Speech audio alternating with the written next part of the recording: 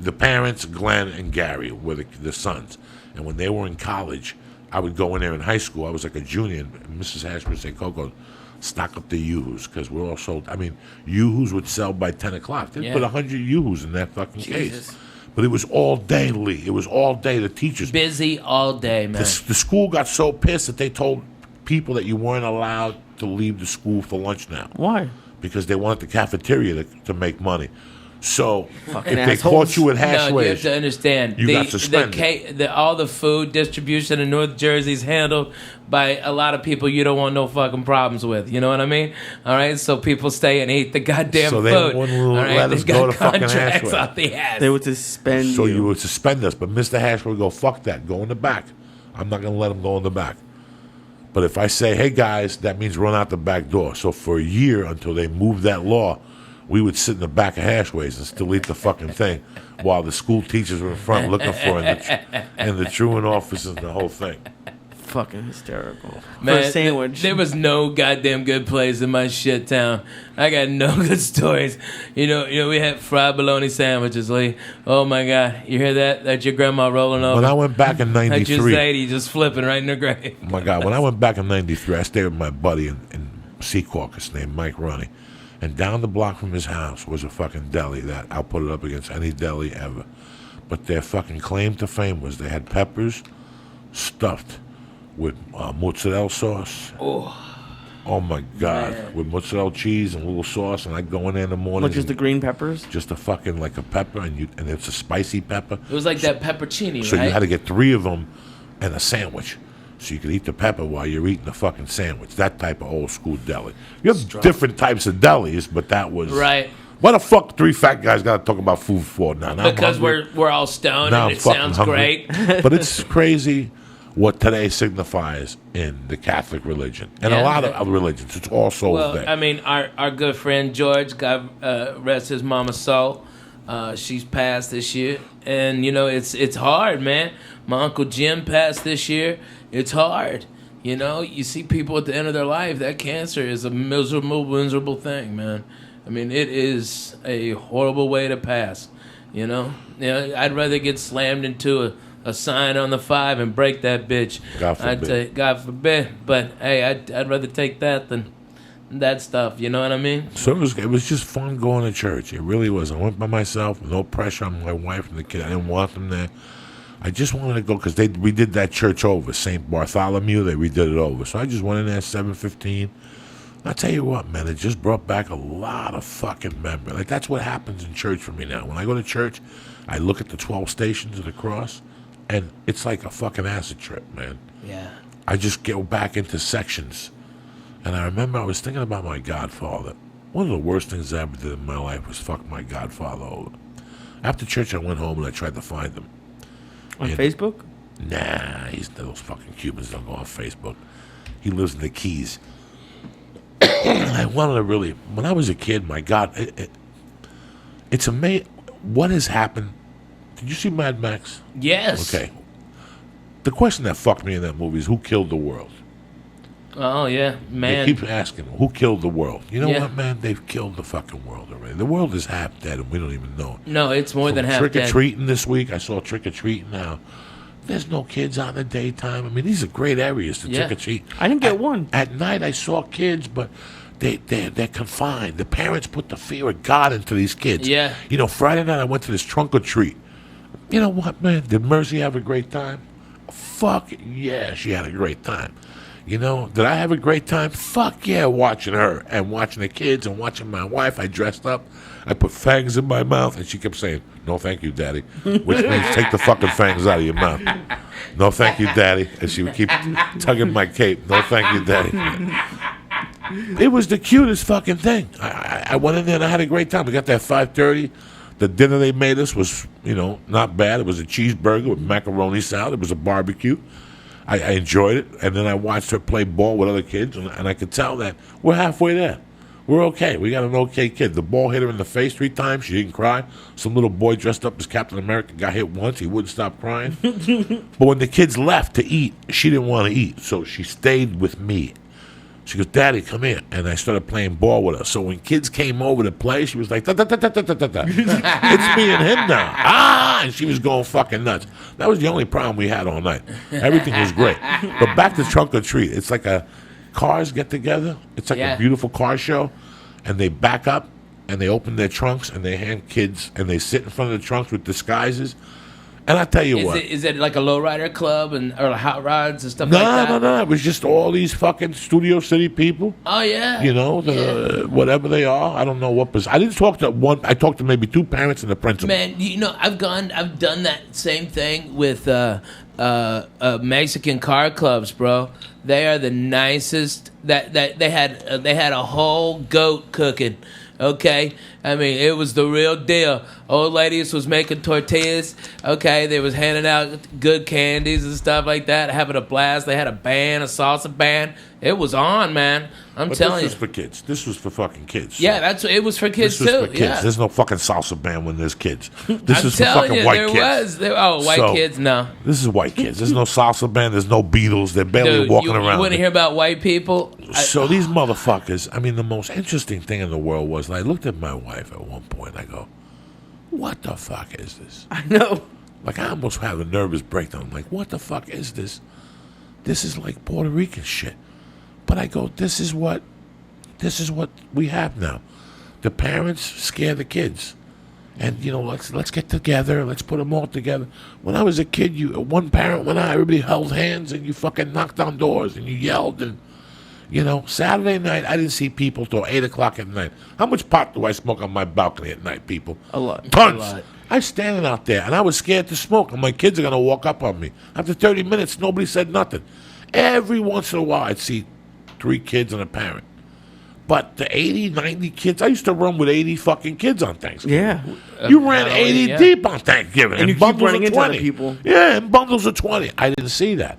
And it's just, and I know they found needles and every year. Some fucking dummy in Pittsburgh sticks hypodermic needles and fucking chocolate and all this shit. Man, that's why I tell all my kids, hey, Daddy has to inspect all of your candy. I need a bite out of all of this shit. That's what I did on Saturday night. Friday night, dog, I got so high after Trunk or Treat. I went home, and she came home with a bag of candy, and I kept sitting there, and it started talking to me like cocaine, like 11:30. Yeah, right.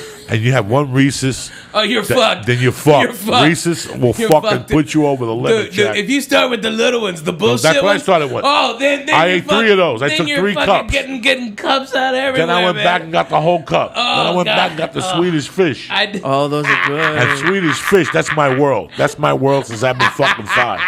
Since I came from Cuba, I discovered Swedish fish. The red ones or the multicolored ones? Listen, the red ones. They only Yeah. come in one color, Swedish fish. That's it. The ones at 7-Eleven in the bag. That's the only one I eat. All those imitations and skinny worms and shit, shove those up your mother's ass. I don't need none of that shit. I'm a fucking Swedish fucking fish fan since day one. When I was a kid, I'd buy them by the box. Oh, they're so and good. I'd get a brown bag and I'd stick my hand and put them in my pocket. That's how there was something when I was Put them in your pocket? in a bag, in a Oh, brown okay. Yeah, bag. you get there and was you a ate big them in tray of class. them. It was a No, big tray of 'em. I bought the box from the wholesaler. Oh, really? In Holy the 6th shit! grade, I used to know where to buy the box. Wow. There was a fucking wholesaler for candy when I was a kid on Tunley Avenue. And I would go down there. I wouldn't tell nobody. I wouldn't tell nobody. I go down there and I get a box of Swedish fish and I get a box of a thing called devil gum. What's that? Devil gum. Way before fucking these other gum thieves thought about Big Red.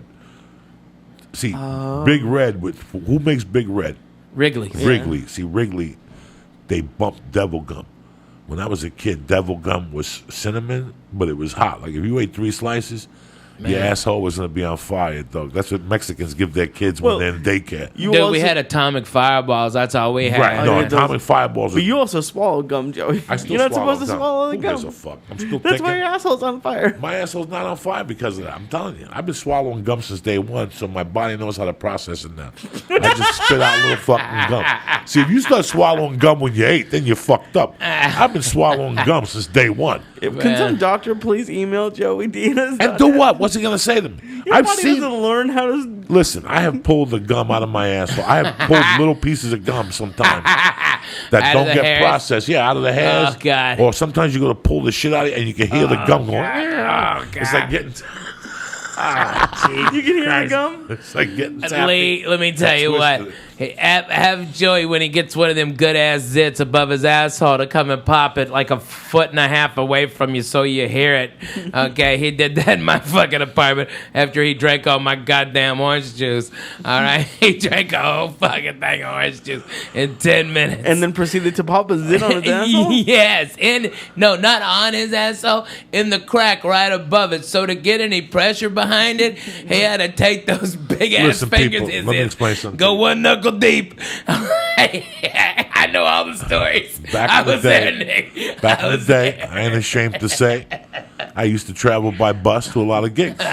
Greyhound was my sponsor for a long It time. was the Joey Express. The Joey Express. I would get on that fucking downtown bus to El Paso, and I'd I'd take it drop from you off there. and pick you up. The longest bus ride I did was New York City to Dallas. That was the Yeah. longest because I had nothing going on, and I'm going to go all the way to Kennedy and drop 200 when I'm here right here, and I could pay the express for $48. I looked at just to get to Boston. It's like only like 2.5 days for like $100.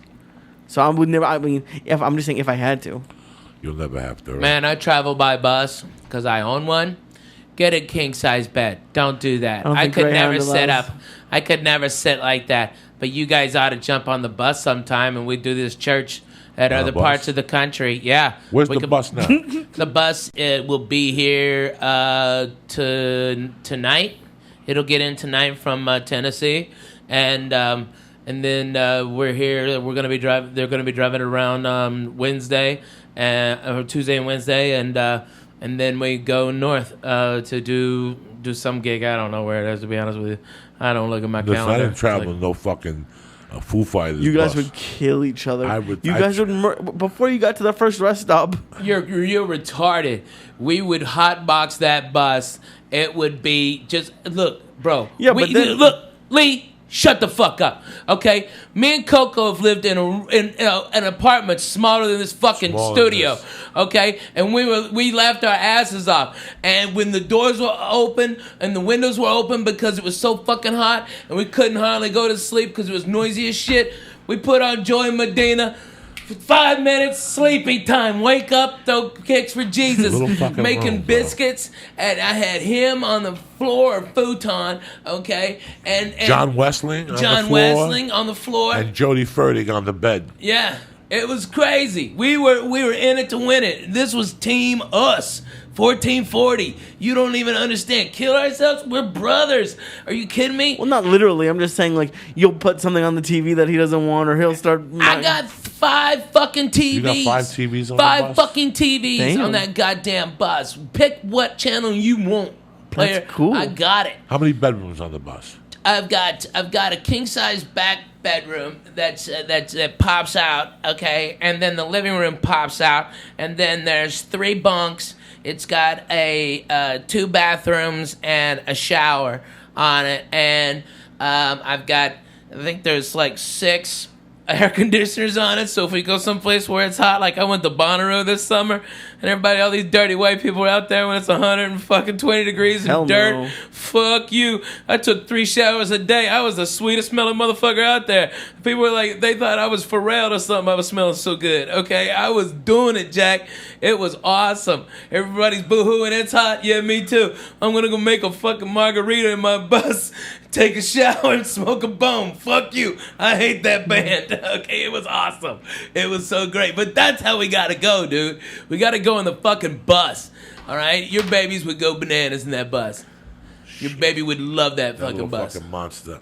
She'd be, I can't go for that. No, I just ate an expired Vicodin. What do you think will happen? Who gives a fuck? It gets stuck in that gum. You know what happened? Let me tell you what happened. They're listening. Yeah, right? Let me tell you what fucking happened. What happened, Poppy? A couple weeks ago, I went swimming in Toledo, and I got in the fucking plane the next day, and I got an ear infection, right? Oh, my God. And I was sitting there, and I tell you, man, I'm when you work out and you're heavy, you have to take a leave sometimes, or the other Yeah. one. The other one? what's- Aspirin? No. Tylenol? Tylenol. No, the other one. There's a Advil? leave and Advil. Oh, okay. That's all that works for at this point for big guys. When you go to jiu-jitsu... Dude, I'm past that. Yeah, and you get slammed on your back. When you go home and you eat your lunch, first thing you do is take an Advil, especially if you have to train the next day. Really? I've never Yeah, had to. you got to do all that shit, Lee, because it lowers the inflammation. You got to eat fucking, like smoking weed. Eating weed actually takes away the inflammatory from your fucking thing. You see the Google today? Anybody see the front page of No. Yahoo today? What did it say? More people turn to medical marijuana. Prescriptions are down. Prescriptions are down. Prescriptions are going down, man. Yeah, the opiates are going down. The opiates are going down. Yeah, the because benzos people are going realize- down. Listen, I'm telling you as your brother, you fucking go and you work out with Eddie Bravo and those savages down there at night, and you walk home, you can't move. Oh yeah, I'm sure. I'll do an experiment with the motherfucker. I will experiment. I will give you an Aleve one night, and a week later we'll do it again, and I'll give you a chunk of real hash, and you eat that hash, and you call me tomorrow and you tell me which day makes you feel like. That's what Bruce Lee ate for soreness. Nobody knew why he was eating marijuana 40 years ago. Dan Inosanto said it at a Hegan thing. Genius. That's why he was eating marijuana, because he knew that Aleve will kill you.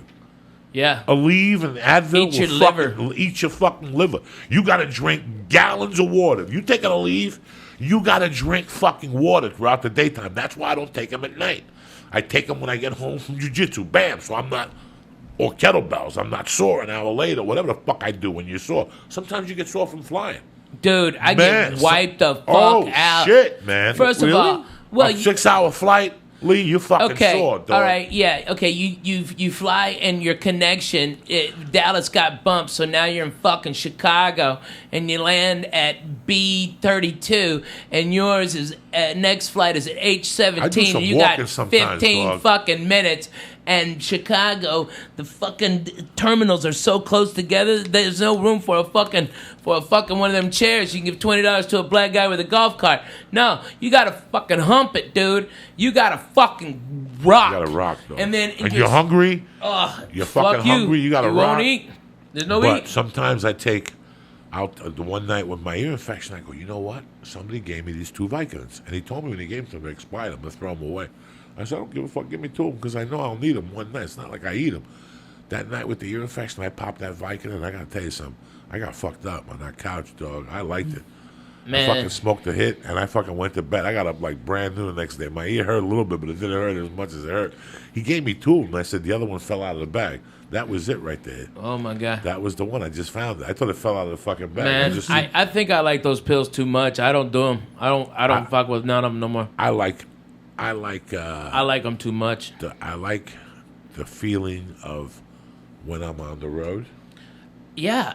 That's where I like something to sleep. I have sleeping pills that are prescribed to me. Me from the too. doctor. Because I can't sleep You anymore. need sleeping pills with weed? Yeah. I can't. I could fall asleep Listen, right now. You're not us. When I get up at 5 on the road, You're a titty baby. when I get up on Thursday morning and I got to go do radio, Right. and I get up and it's 6, right? Like they're picking me up at 7:30. Okay. So I don't want to just get up at 7 on a rush. I want to get up. I want to relax. I want to read the paper. I want to eat a good breakfast.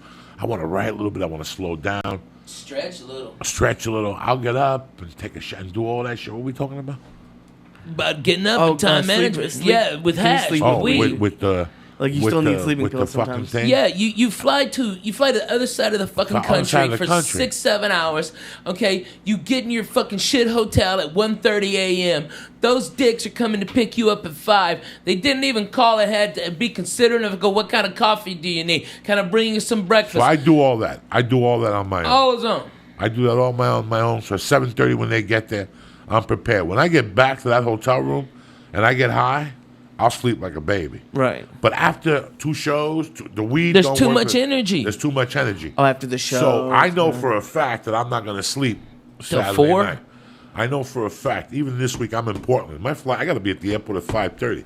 I get back to Burbank at 8 a.m. Yeah. Jesus. I'm out. So 5:30. If I got to be at the airport at 5:30, that means I'm lurking at 4:30 in the morning. So I'm prepared for that 3 hours sleep after the comedy club.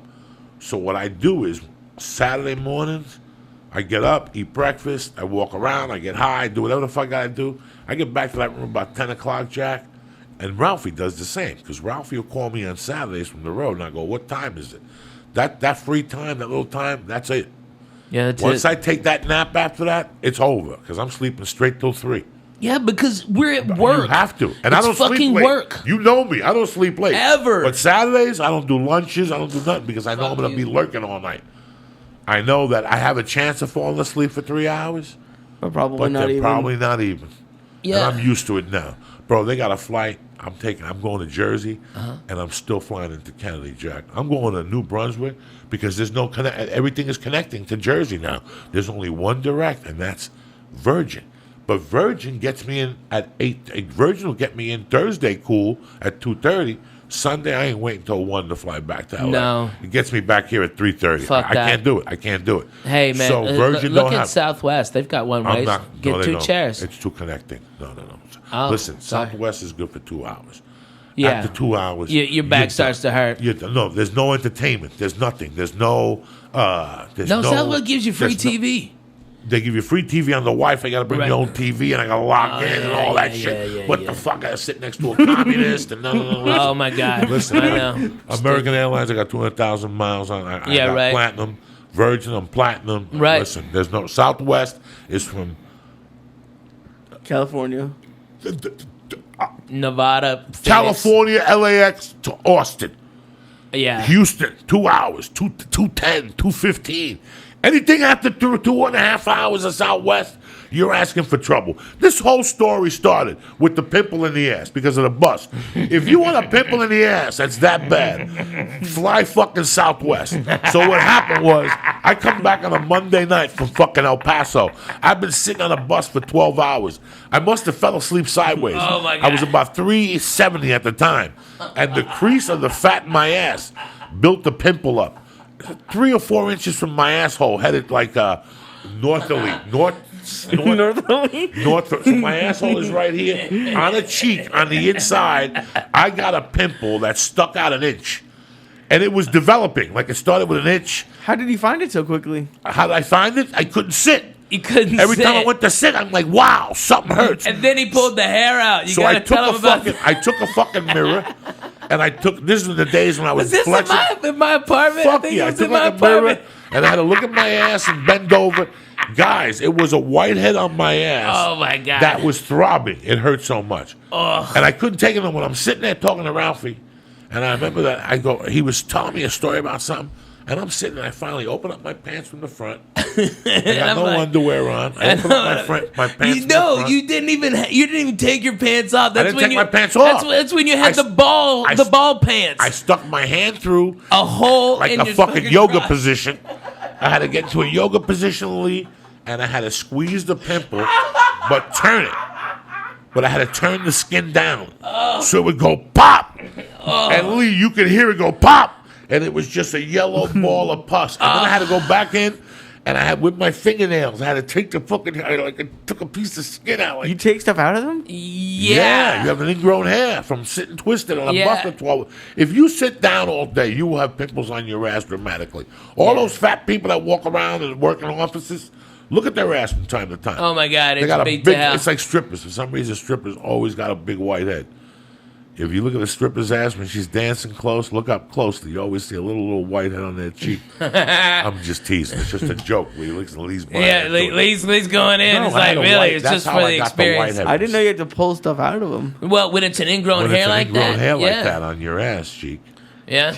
And it was a long hair too. I saw it. Made me vomit a little bit in my mouth. Totally gross. Terrible. I know. People think that comedy when you sit on those buses for that long, and brutal. now it's you fly so much over Yeah, the years, man. and Southwest, I love them. I'm not saying that they're a bad airline, not at all. No, Southwest I is think they're thick, fast. Burbank, I take Southwest. I'm for whatever that thing is, the level that you Yeah, go. yeah, I'm A-level. on A-level. I A-level, love Southwest. I used to hate the way they board, but they poured much quicker. Dude, so much It works quicker. so much better. It works so much better. Get the fuck on. Fuck you, get on. Fuck you, get on. 8:15, 8:30. You get a seat in the aisle. You sit there. You give people dirty looks as they walk by. Right. I had to do the math because I forgot to check in one time and I was like B30 or something, B20. But I did the math. There's like 96 aisle and window seats. So as long as you're in the first 96, you're cool. You did the math? I got nervous, dude. I don't want Man, to sit you in are the middle. such. That's the Jewish thing you've ever said to me. And I'm a chubby guy. I haven't sat in the middle in years. Dude. You got the flag of Israel right there. And that is the Jewish thing you've ever said. That you've counted all the fucking windows in the house. Seats, but not together. Really? Oh my God. Yeah. Dude, here's what I do. Because I'm fat. I got to buy 2 seats, right? And I don't mind. That's no big deal. Here's how cool fucking Southwest is, though. If that plane ain't full, they give me one of those seats back for free. For free. And so the next time, so I fly, when I live in Nashville, the 2-hour flight, I'm in Boston. 2-hour flight, I'm in Chicago. 2-hour flight, I'm in Miami. 85% of my work is within 2-hour flight. So I go over there, Southwest. This is how good they are in Nashville. Holy shit. I got there 10 minutes before the plane was supposed to take off. And they go, Ralphie, we've already got you checked in. The plane is now having mechanical problems, and as soon as you get on, it'll be fixed. Okay? And they rushed. This was before the TSA bypass, all that bullshit.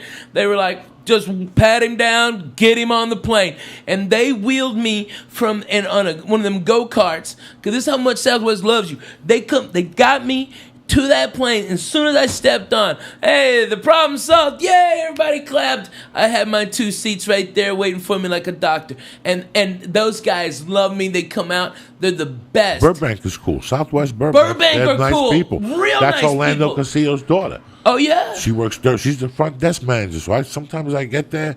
What are you? Whatever. If I know she's there, you got clap. Yeah. One time she took me into the Southwest thing and I was eating food. Sandwiches from the fucking lunchroom. They had a party. I'm in the party. She goes, you got delayed, so you might as well come with me. And I went into the thing, and they had little sandwiches cut up with potato chips, and people from Southwest were back there eating, and she put me right in the thing. She goes, I'll come back and get you. They're really nice. I didn't say they were a bad... but amazing it's you have not a Southwest that shirt comfortable. on today. It's not that comfortable, I mean, Here's the thing. It's not that comfortable if the plane is packed and we're a fat fuck. Right. Okay, my shoulder goes on Southwest. Man, me too. Oh, my God. I get shoulder pain on Southwest. I know. I made a mistake. I connected one time to save $300 or 2 papers, because you're always looking to save. When you fly. And flying is something that if you're looking to save, you're going to have an uncomfortable journey. Oh. Mm-hmm. Prepare for it. Go on their website. Spirit's look at the worst. options. United has a thing where they give you a bigger seat and they give you security clearance. Yeah. For $75. It's worth every dime. Yeah. Because that means I'm walking in the first class line. Right. There's That's first worth class and then $75. business class, and then there's economy. In economy. United offers that. You have to scroll all the way down. It's $75 each way. It's worth it. So fucking It's worth it. worth it. You just buy in it. today's economy, it's worth it. Goddamn worth A couple it. weeks ago, I was upgraded to first class, and I still didn't almost make the flight because of the security line. Yeah. This is what is going on out there, people. Yeah. So if you're flying over the holidays, I'm telling you right now, if they It's brutal. offer Get a early. fucking earlier thing, Or get it. if you have a passport, by the way, and you travel a lot, just go get TSA pre-approved. It takes about 5 minutes, okay? Which utterly scared the living shit out of me. That I just show up with my passport and my ID, and they ask me like 6 questions, like, "Do you love America?" Of course. Are you allied with any of the a terrorist group against the country? And I go, not only do I fucking hate them fucking cocksucking dirty sons of bitches, okay, they shot at me. Fuck you, all right? I hate Russians. I'm bona fide, Jack. Fuck that. And they go, have a nice day, Mr. May. I had to raise my hand, sign a piece of paper. Boom, had it then. And all you do is go up there. You don't have to take anything off. No, I know. No shoes, no fucking. They emailed me. Yeah. They emailed me, and I showed my wife. Is it true that you have to give them like access to your social media, or is that bullshit? No, that's bullshit. What are you Okay. talking about? I just hear stuff. I don't know. That's bullshit. But you know what? You know what though? It would be smart. And let me tell you, every business, I'm doing it.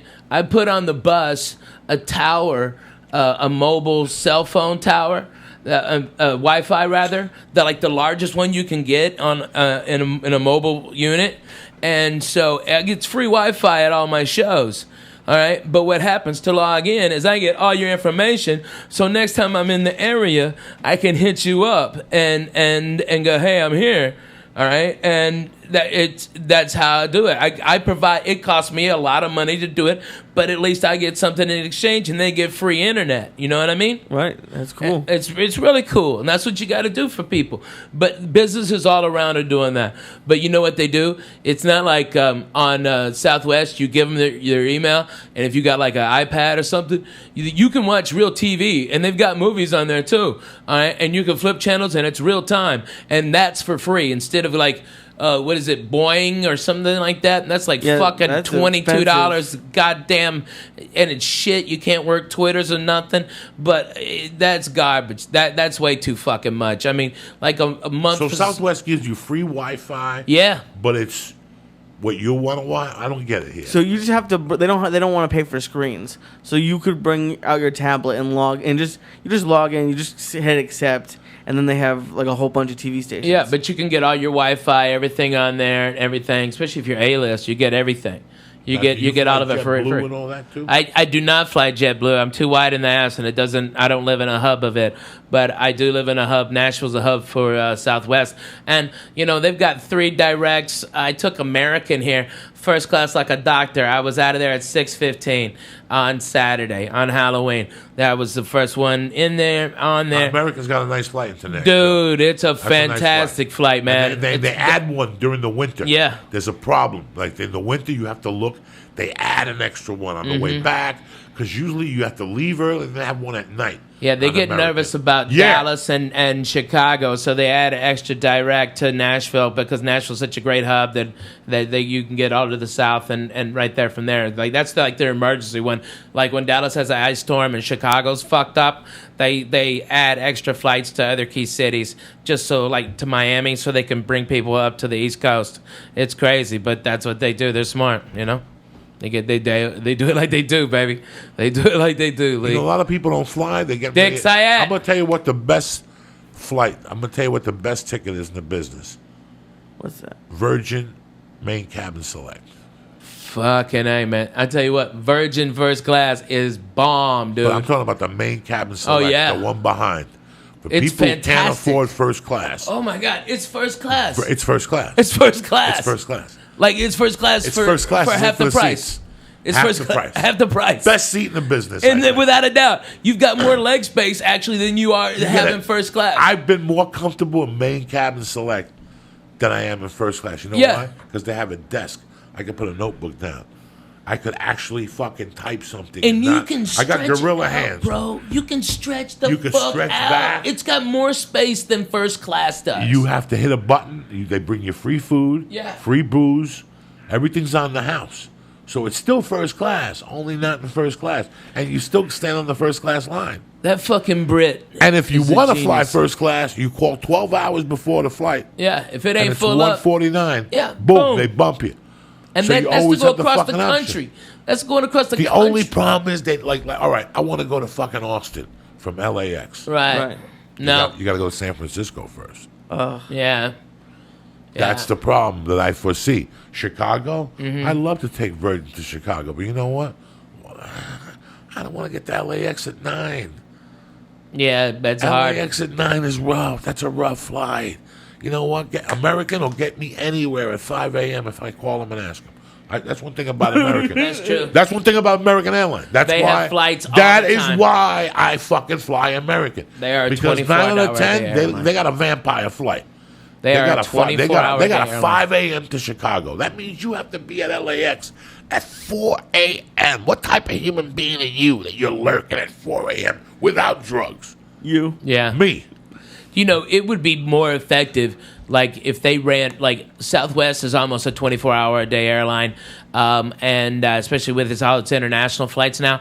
But I'm telling you, man, American is the smartest in the business. They lower the rates of what they could, but they run them all the fucking time, and they lower the rates in that so they have more people go to the off times who are bargain hunting like the rest of us used to, and then main consumers can pay at an accelerated rate for the last immediate good flights that aren't as full because the cheap people got diverted to the other flights. It's a goddamn beautiful business model. That's how you fucking make money. But it's amazing how much these companies treat the customers like crap. Like, especially... Well, there's no fucking reason why they... I mean, all right, if you were the worst person in the fucking world, go work at the airport, because no one will bitch about you because they don't have time to fill out a form. They don't have time to fucking, can I talk to your manager? They just don't. They got a plane to catch, so they go, oh, that guy was a dick, and they walk to your next plane. You get it. It's free. It's awesome. If you're an asshole, go work at the airport. About a year ago, I made a really bad mistake. And this is the type of person I am, because I know it's a corporation. I know it's a company. And I know... was it you and I that were having no, I was having a chat today with somebody about agents. And I said, listen, I know people who are shit agents, but the agent's a killer. Yeah. Doesn't matter. Just because he's, I was looking at here's the funniest thing ever. On IMDb, they've got a rating for agencies and managements and all that shit. CAA is obviously number 1. William Morris is number 2. Innovative is like 8. And then the agent I'm with is like 200. It's like 300. Mm-hmm. It's a fucking nightmare. There's some management companies I looked at, and here's what's fucked up.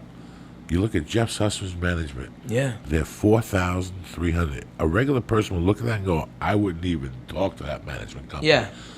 But what do you mean 4,000? That's how much they cost? That's how, that's the rating that was the rating. That was as far down the list. But they've got 3 clients, and all 3 of them are millionaires. Millionaires. So it doesn't matter. It doesn't fucking matter. It doesn't matter. Do you understand me? So it's all bullshit. What are the rankings based on? I guess the client's earnings, and the client's earnings. And so, like, I'm with William Morris, and I think worldwide they're number 1, but here in America, CAA is, especially in LA. All right, but William Morris is badass. Who gives a fat baby's dick? At that level, they're. I mean, unless they're worthless or fucking strung out on something. I mean, there's been a lot that have risen and fallen because of what they're snorting and what they're drinking on their fucking expense. But man, if you got one client and you're that guy's manager, and that fucking guy is Kevin Hart, your rating would be, I mean, that you only have one client and you're so far down.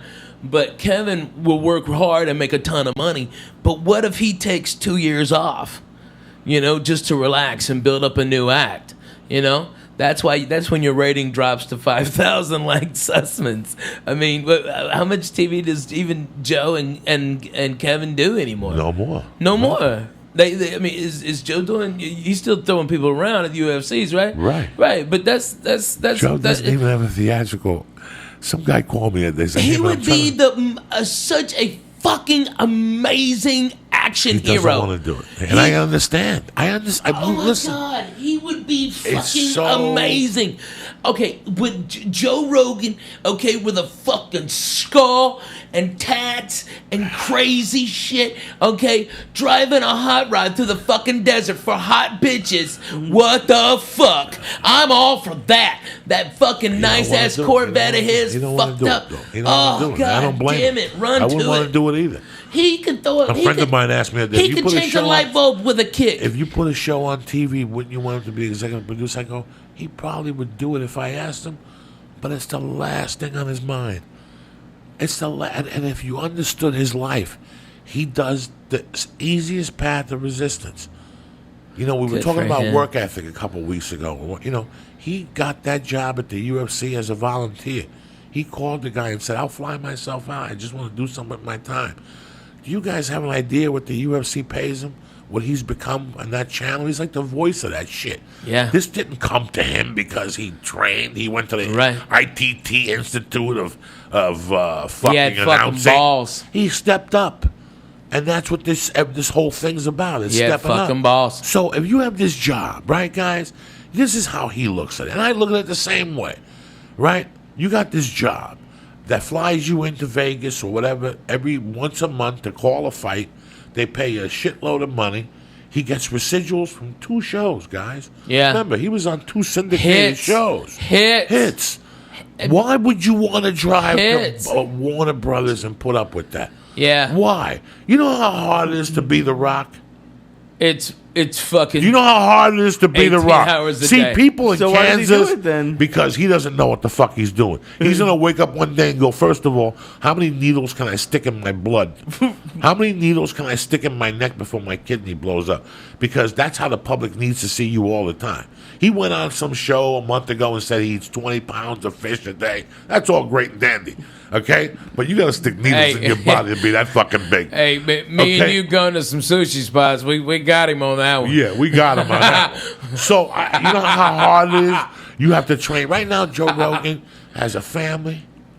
He's He living doesn't it, man. want to come down the hill. Why would you want? He is such Listen, a guys, genius. I was He's telling got somebody the the other day, answers. what do I want? What do I want? Do I want the Joey Diaz show? Not in 20 million years. I'm 52. I did blow for 30 fucking years. I'm surprised I didn't foam in the mouth from so much bad pussy I ate, like the Kardashian black guy. Oh, yeah. What's his name? Lamar Odom. Lamar Odom. Let me tell you. I would foam at the mouth. Those bitches are the For fucking kiss of death, For 20 dude. years, I'm One overweight. guy's got You gotta tits, look at one you gotta guy's look in at the your fucking hospital, weight. one You gotta guy's look at your life and go, how long putting am I out gonna shit fucking last? music. So do I really want to drive to Paramount every day and put up with this faux pas producer and director on their creative thoughts for a show for 5 more fucking years And my it's like- glory to stick away from my kids? The kids are fine. He's fine. The UFC pays him great money. He goes on the road When once a he month wants to. with the UFC, so it's all in house. So people make me laugh when I go to these clubs. They're like, "So what's it going to take for Joe Rogan to come to my club?" I want to say, listen, Act to God. he comes in for one fucking night. He doesn't want. Hypnotize. You know, I remember in '98 being at the Laugh Factory one night, and I tell this story constantly. As whether people like him or dislike him, or he's not funny or funny. Dane Cook one night walked out of the Laugh Factory in '99, and he came over and said hello to me. And I looked at him and I go, "How was the last stop last week?" He goes, "That's a fucking great club, man." Yeah, that was He 92. goes, "But no, No, I mean, it was 2000, 98, 2001. He goes, It was 2000. "But the only problem is, it was a lot of work, Yeah. Wednesday through Sunday." And I looked at him, and I And- didn't think about what he was saying, but I got it. Dude, and that guy had a ton of money, And 2 and we years had later- $2 to our name, and we would have loved it. But no, he goes, I just want to play bigger places. That's just, it. It's just one show. That's it. One show. He put that out there. He put a plan together He changed comedy with that move. with that move, and I saw it happening. I remember Is that seeing. who started it? Dane is the one who started it. You know, everybody before, from Mitch Hedberg, everybody, Wednesday through Sunday, maybe stay until Tuesday if the drugs are good. Every fucking body, everybody, Dougie Stanhope, everybody did it. Fucking Dane Cook was the first one that broke the fucking model. The clubs had the control the whole time because there wasn't after comedy died after the 80s and the 90s were fucking dead. There were no headliners that were selling tickets. Okay? So when comedy started to come back up, the clubs, there was less clubs. And so these comics, so they could fucking keep the money down. But now the dumb fucks, they got greedy like they always do when they fucking start making money. They start putting all these comedy clubs everywhere, and then they go, oh, I got no fucking headliners. And then that's when we got the power, and it was fucking Dane Cook that showed the way. You can say, go fuck your Wednesday and eat a dick on Sunday. No, you know what? I'll come in Thursday for Friday morning radio, and that's it. That's it. And I'm back at home in LA Dane early put the fucking Sunday. thing together. He put it 20 together. minutes, brother.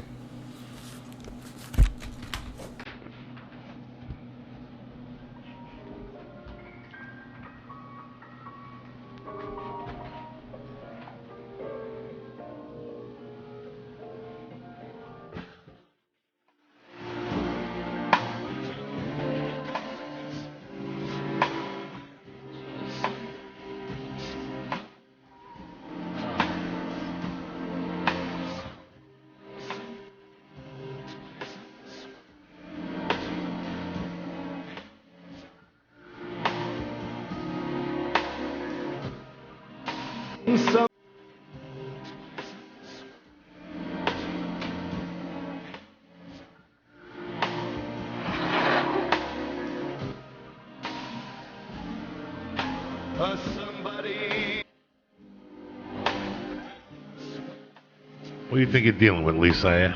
You bad motherfucker, you. Jesus Christ. Huh? These chocolates are good. Fuck yeah, they're good. Who you think you're dealing with? Man. And you want me to tell you why the other reason I went to church was the other day? Why? Because it was the 36th anniversary of the night. That morning was the 36th anniversary of the day I got home. Steve Avillo's called the show. My friend Steve Avillo. Mm-hmm. A couple times. And he had a party one night. He had a party in August that year, and he had older brothers, this kid, Steve Avillo. You never met him, Ralphie. No. Great kid. He's got a cover band called the Past Masters. And they had a shed. And when we were growing up, his brothers were part of this crew, and they fucking had parties. Not big drug parties. They weren't drug parties. They were about music, and they did crazy things. Like they would eat glass and fucking, like eat a mouse's head off and shit like this. So one day, this is way before ours. This is 1979, my friend. So summer of 79, I went over there one day for a party, and the only young kids that were invited to the party were me, Avillo, and this kid Conti. And at this party, they took a garbage can and they filled it up with everything they had. And they put Hawaiian punch in it, and they took bees. Remember, he called and told the story that the brothers took bees. I try not to think about eating and bees. Put them in the fucking thing. So, and with ice. And this stuff had like 151 rum. My God. It tasted terrible. Dude. So fucking, to scoop it out, you had to do this. And it was in a garbage can, and it had chunks of fruit in it. And I'm back there smoking pot. And the next thing you know, I'm getting woken up in Sensulo's front yard. Anthony Sensulo, he's in Dallas, Texas. And I'm getting woken up by Ray Ernesto. Ray Ernesto was a cop from the neighborhood that would come down and play basketball with you on Sundays. But he always wore colored socks, and it drove me crazy. And at the end of the fight, at the end of the basketball game, that was the argument. Ray, you got to go home with your colored socks. How about I punch you in the mouth? Fuck you, Ray. You ain't going to punch me in the mouth. You're fucking 40. I'm fucking 10. Go fuck yourself, Ray. But Ray was a cool motherfucker. Ray picked me up, and he goes, Coco, what happened? I go, I don't know. I blacked out. I got fucked up. He goes, come on, I'll drive you home. And he knocked on the door. My mom answered. And she's like, what's going on? I go, Ma, I got fucked up. I fell asleep on Sensulo's thing. She goes, go fucking sleep it off, you idiot. And she yelled at me. Yeah. This was like the end of August. This is the first time. That's when parents were fucking parents and police were goddamn police. Police, right? Police didn't have to be fucking parents, too, man. He was from the neighborhood. And Right. I'll never forget that I was fucking hungover. This was the first time ever that I was hungover. So I got in like at 5:30. It was the light was starting to come out. 5:30, a sophomore in high. I'm going to be a sophomore. This is like 2 weeks before they put me in the hospital for a lung infection. I'm fucked up. I'm not doing drugs though, guys. I didn't do drugs. I was smoking pot then, and I was high. I wasn't a big drinker, but I drank a little much. And I'll never forget that. My mom could drink early, dog, and it was a Sunday morning. So I got home like at 5. I passed out. About 10 o'clock in the morning, I could hear like Ice Cubes and shit. That's what I woke up to. I could hear Cuban music. And I heard her come up the stairs. And she goes, oh, yeah, they want that. That means wake up. I made breakfast or lunch. And she had like a glass. In those days, towards the end, she used to drink a Bloody Mary with a Heineken in it. Shit, right? Who the fuck makes a Bloody Mary with a Heineken in it? Walking around your house? And she was such a spick. Like, she was such a spick. She wouldn't even cut the celery.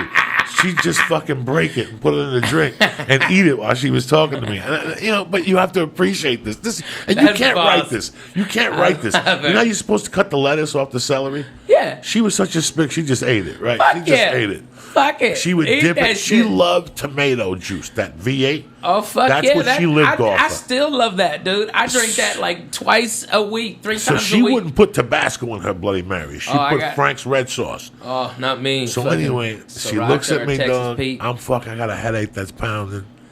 And she goes, oye, de cocinar algo. I cook for you. And then she goes, she looked at me for like 5 minutes. She took a piece of her celery and she goes, now you know what I feel like in the morning. And she fucking walked out, dog. And that was like a prolific thing in my world. Like, I never thought about it again. Okay, so it's August of fucking...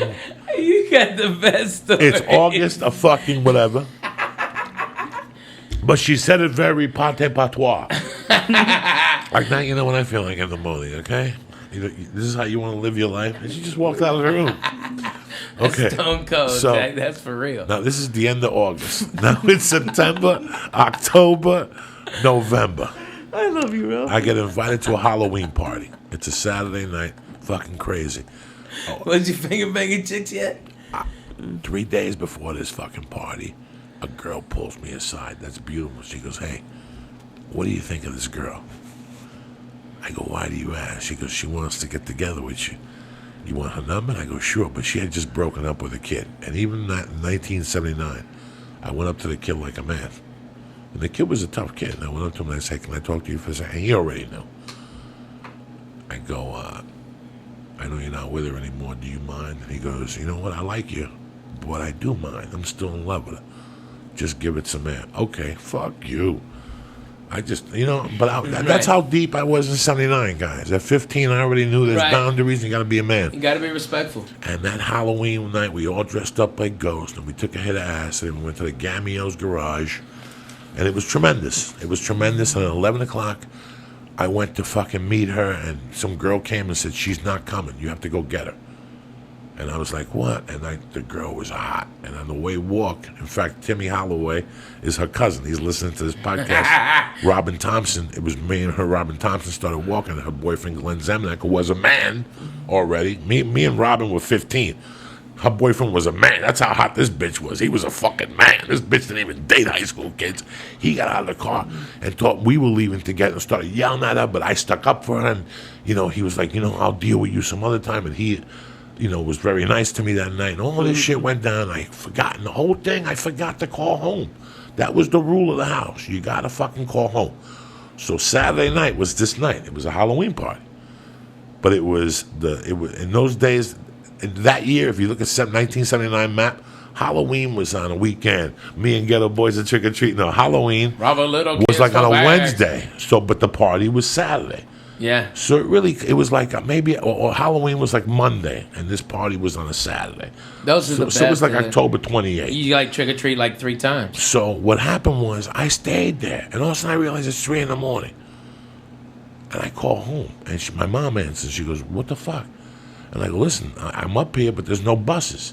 It was a Wednesday. It was a trick, but that. But what was the date on the fucking Saturday night, Lee? The 3rd, No, the Saturday before that. 27th. The 27th, because she died on the 8th, Lee. So she died that Wednesday after that. Not after the Halloween, 10 days after the Halloween. So it was a week and a half. She died a week and a half later. So she gave me the speech on a Sunday night, and she died November 8th.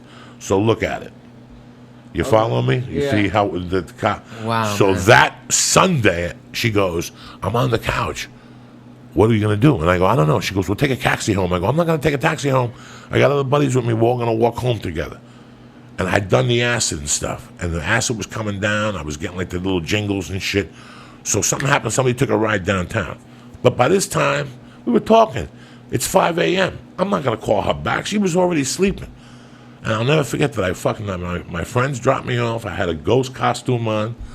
And I walked up the fucking stairs. And as I was putting the fucking key in the door, dog, she opened it, grabbed me with one fucking hand, and just smacked me across the face. She hadn't smacked me in 5 years before that. I was a big boy, and that just wasn't her MO, to hit me. She would say, I'm going to fucking kill you. 2 years before that, she did light me on fire with a bounty roll. She pulled me out of Carmine Balzano's backyard. So, but she was pissed. She was pissed. And she slammed the door and she goes, let me tell you something. She goes, someday you're going to be fucking married and you're going to have a fucking wife. And you better fucking call her every hour on the hour. That's the deal in this house. You could stay out all fucking night. I don't give a fuck what you do, drinking with your stupid buddies. She went off. But she goes, all I want. And I'm standing there going, you just smacked me in the fucking face hard. Like it was a hard smack to the face. Like it was still stinging. And she's like, you fucking idiot. What the fuck is wrong with you staying out till 7 in the morning? Get upstairs to your room. I don't even want to look at you. And I was pissed. I'm like, I might even move out. Like, that's it. I might even move the fuck out of this bitch. Fuck this place. Fuck this place. Fuck you. No wonder your husband left you and the other one died. Fuck you. Dog, I went up. Holy shit, that was fucking real as it gets. That's real. My father died at 37, dude. And then Juan, who was a killer, left her because he hit him in the head with a fucking saint, a fucking Catholic saint. Which one? Guadalupe, Maria? No, Santa Barbara, the man that with the sword. He flicked a cigarette and she fucking waited for him to fall asleep, and she broke it over his head. Nobody could deal with that. He didn't even know what to do. He was lost. He was in a deep sleep. So that night, I went to bed thinking, Was that after she got home from closing the bar? Yeah, they came home together, and they were talking, and they were sitting like this. He was sitting on a chair, and something happened where she wanted a cigarette, and he took it, and instead of handing it to her, we were old school Cubans, bro. Right. You don't throw nothing in that house. No, that's Instead of rude. throwing it, That's he fucking rude. He threw it at him. I don't give a fuck. What if somebody flicked a hey, can I have a cigarette? Like if it wasn't even. If I'm thirsty, it wasn't hey, even Coco, lit. can I have a sip of your water? Sure, it wasn't and you even fucking lit. threw it in me. It's the same fucking thing. It's rude. It wasn't even lit. It's fucking rude. But my mom's demented, drunk head. It was yeah. a disrespect thing. So she waited for him to go to bed. She hit him in the head. And he fucking left the next day. But so I'm walking up the stairs thinking. I'm walking up the stairs. Oh yeah. I'm walking up the stairs thinking, you know what? I ain't tolerating this shit no more. I'm 15 and a half. I get a job. I can live with the Balzanos. That was my plan. I don't need this shit. People hit me and shit. I met one of the Balzanos when I was working in Hasbrook Heights one time. Yeah, Pete. Yeah. Political Pete. So the next morning she woke me up again, and she's like, "Hey, I cooked something." And she goes, "But let me tell you something." She goes, "Get up." And she got up. I was like, "Oh fuck." And she goes, "First off, I'm sorry for putting my hand on you. You're too old for me to be hitting you. But number two," she goes, "I just want you to understand something. All I want out of this deal is for you to grow up and be a man.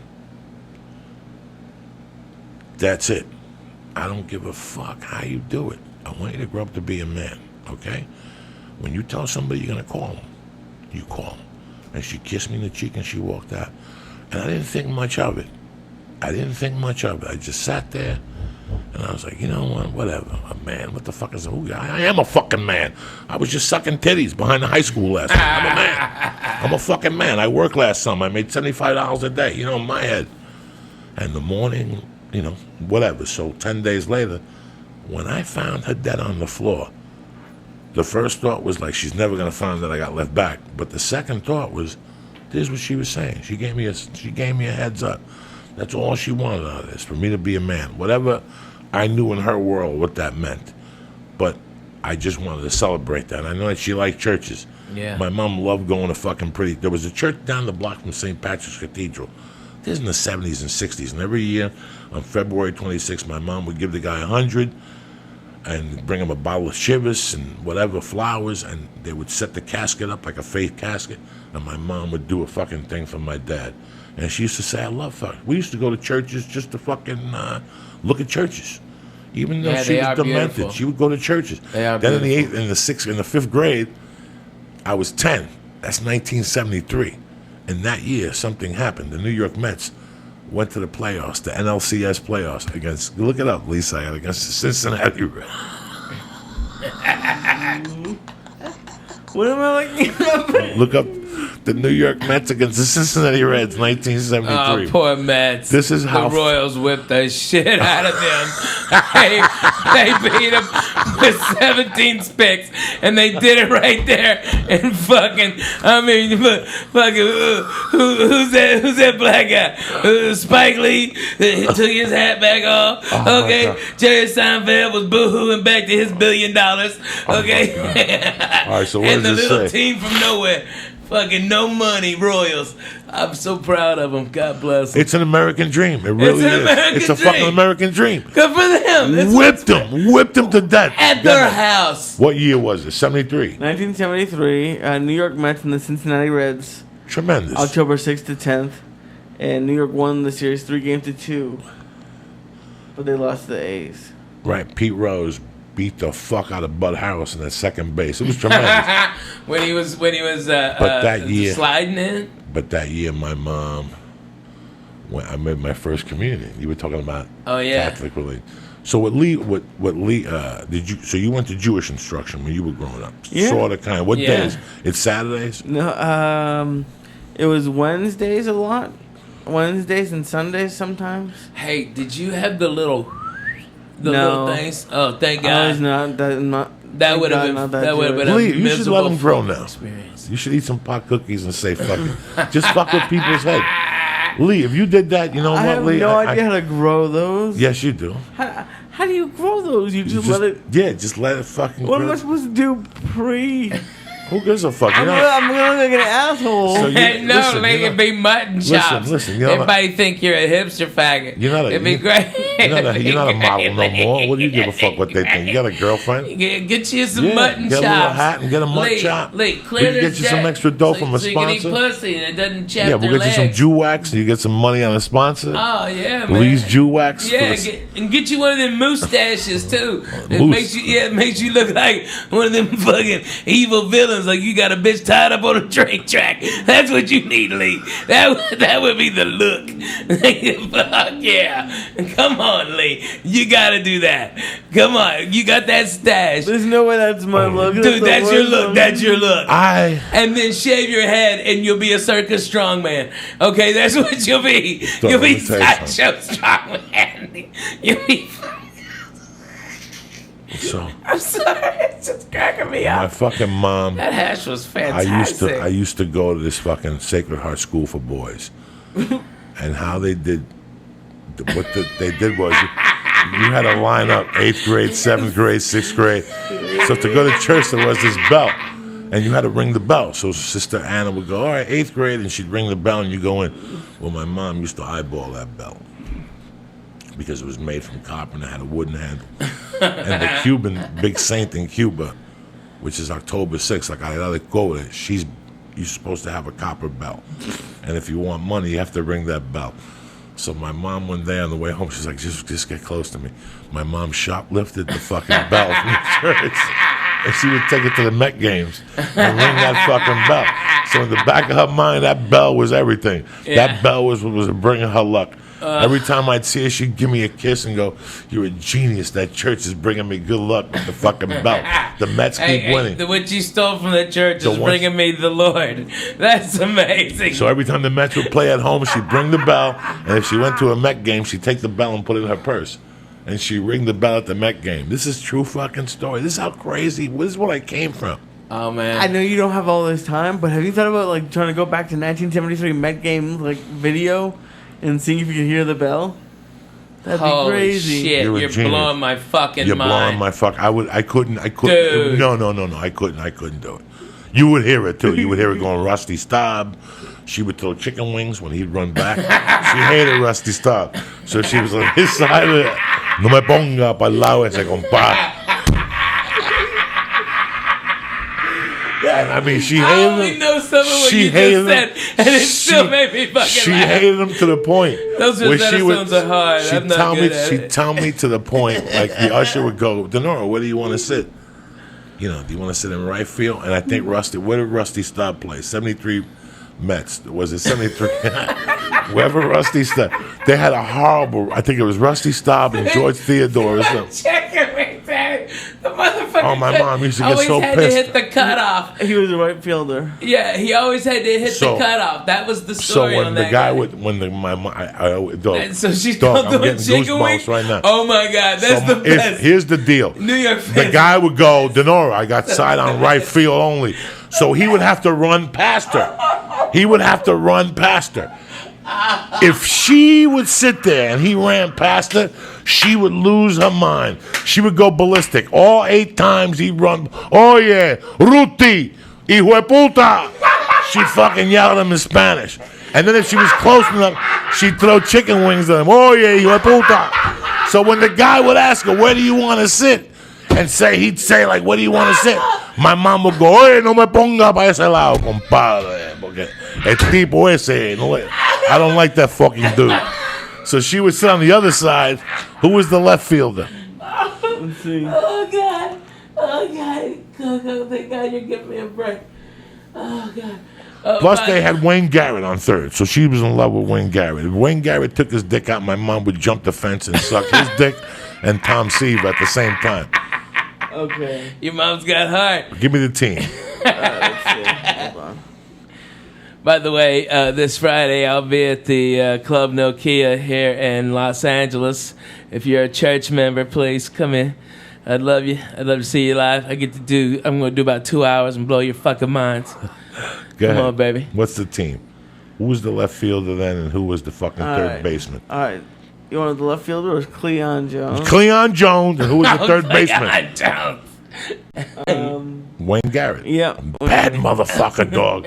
He reminds me of David Wright, the hot corner they used to call it. And my mother loved Wayne Garrett, so she could tolerate Cleon. And my mother used to call Cleon Jones La Cleon. Vamos para la Cleon, compadre. Vamos a hablar con el negro. Because he was black, so my mom would clap. And Wayne Garrett, she liked Wayne Garrett. But if you put her on the other side, she'd be tormented the whole game with Rusty Stop. She'd turn and look at me at that tipo, compadre. I don't even want to look at this motherfucker. I got to sit there and look at this motherfucker. So, Why did you like him? What did he do? he did an error. She lost like $10,000 one time because he dropped the ball, and that was it. That's it. Was My it mother's he dropped world. The ball, or was it because I heard? No, he did something stupid. He couldn't hit. He couldn't throw it to first base. He had to hit the cutoff. I don't know what he did to my mother. My mom just didn't like him. So my mom, if she sat on the right side, not only would she ring the bell for the Mets, but then she put voodoo on Rusty Style with the same bell.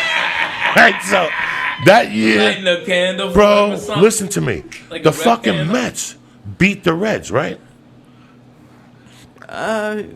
Sure. Let me No, look. fucking look. I'm looking. Look. Jesus Christ. Yeah, they won three right, games. they to won- Yeah, nil, Mets won which the is sad. three. Do you 3-2. understand what that was for the fucking Mets to beat the Reds? The Reds were beginning a dynasty. That was the big red machine. That was the big red machine. Now, you know what happened, Holy Lee? shit, You know man. what happened? My mother, when they went to the World Series, my mother I remember I was still going to Sacred Heart School for Boys. I still remember that plain as day because my mom had that belt. And if, listen, this is even going to get creepy here. This is even going to get creepier.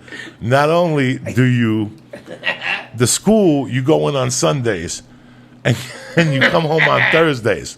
Here's where it really gets creepy. Lee, go even deeper. See what day the World Series was on. The game what was the series when the Oakland A's beat the Mets?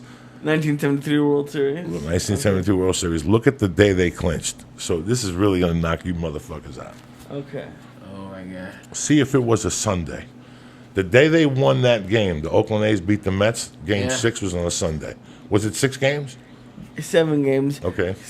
Sunday, October 21st. Who the fuck do you think you're dealing with, gentlemen? You ain't So Johnny listen Bananas. to me. Listen to me. I don't know Listen what to you're me. saying yet, though. I still remember. realest nigga I that ever still nicked a nigga remember. right here. I still Mad remember. flavor. What's his name catching the ball, and my mother looking over at me and going, "Let's go. We're going back to that fucking school." And on the way, her like playing, she wouldn't even look at that fucking bell. So for the last 3 months, all she does is she loves this bell. She put the bell down at night and light a candle next to it. She cut the chicken heads and fed the. She did the whole thing. Sangria and all that shit. She gives the blessings. The day the Mets lost, she personally got in the car because usually she'd go to the bar and my stepdad or one of my mom's friends would drive me. And we'd all go out to dinner as a family and then my mom would go to the bar because you'd have to be there till 5. Right. No, 3 if you were working the bingo on Sunday. My mom man, that Catholic church is a beating. My mom personally drove me to the fucking school, got me out. I could see she was agitated the whole time. In the middle of the agitation, she gave me a hug. And she goes, "Do me a favor. Get this fucking kiss of death bell away from me," right? I go, "I ain't touching that fucking thing. They've been looking for that bell for 3 months. They've been doing searches with dogs for that fucking bell."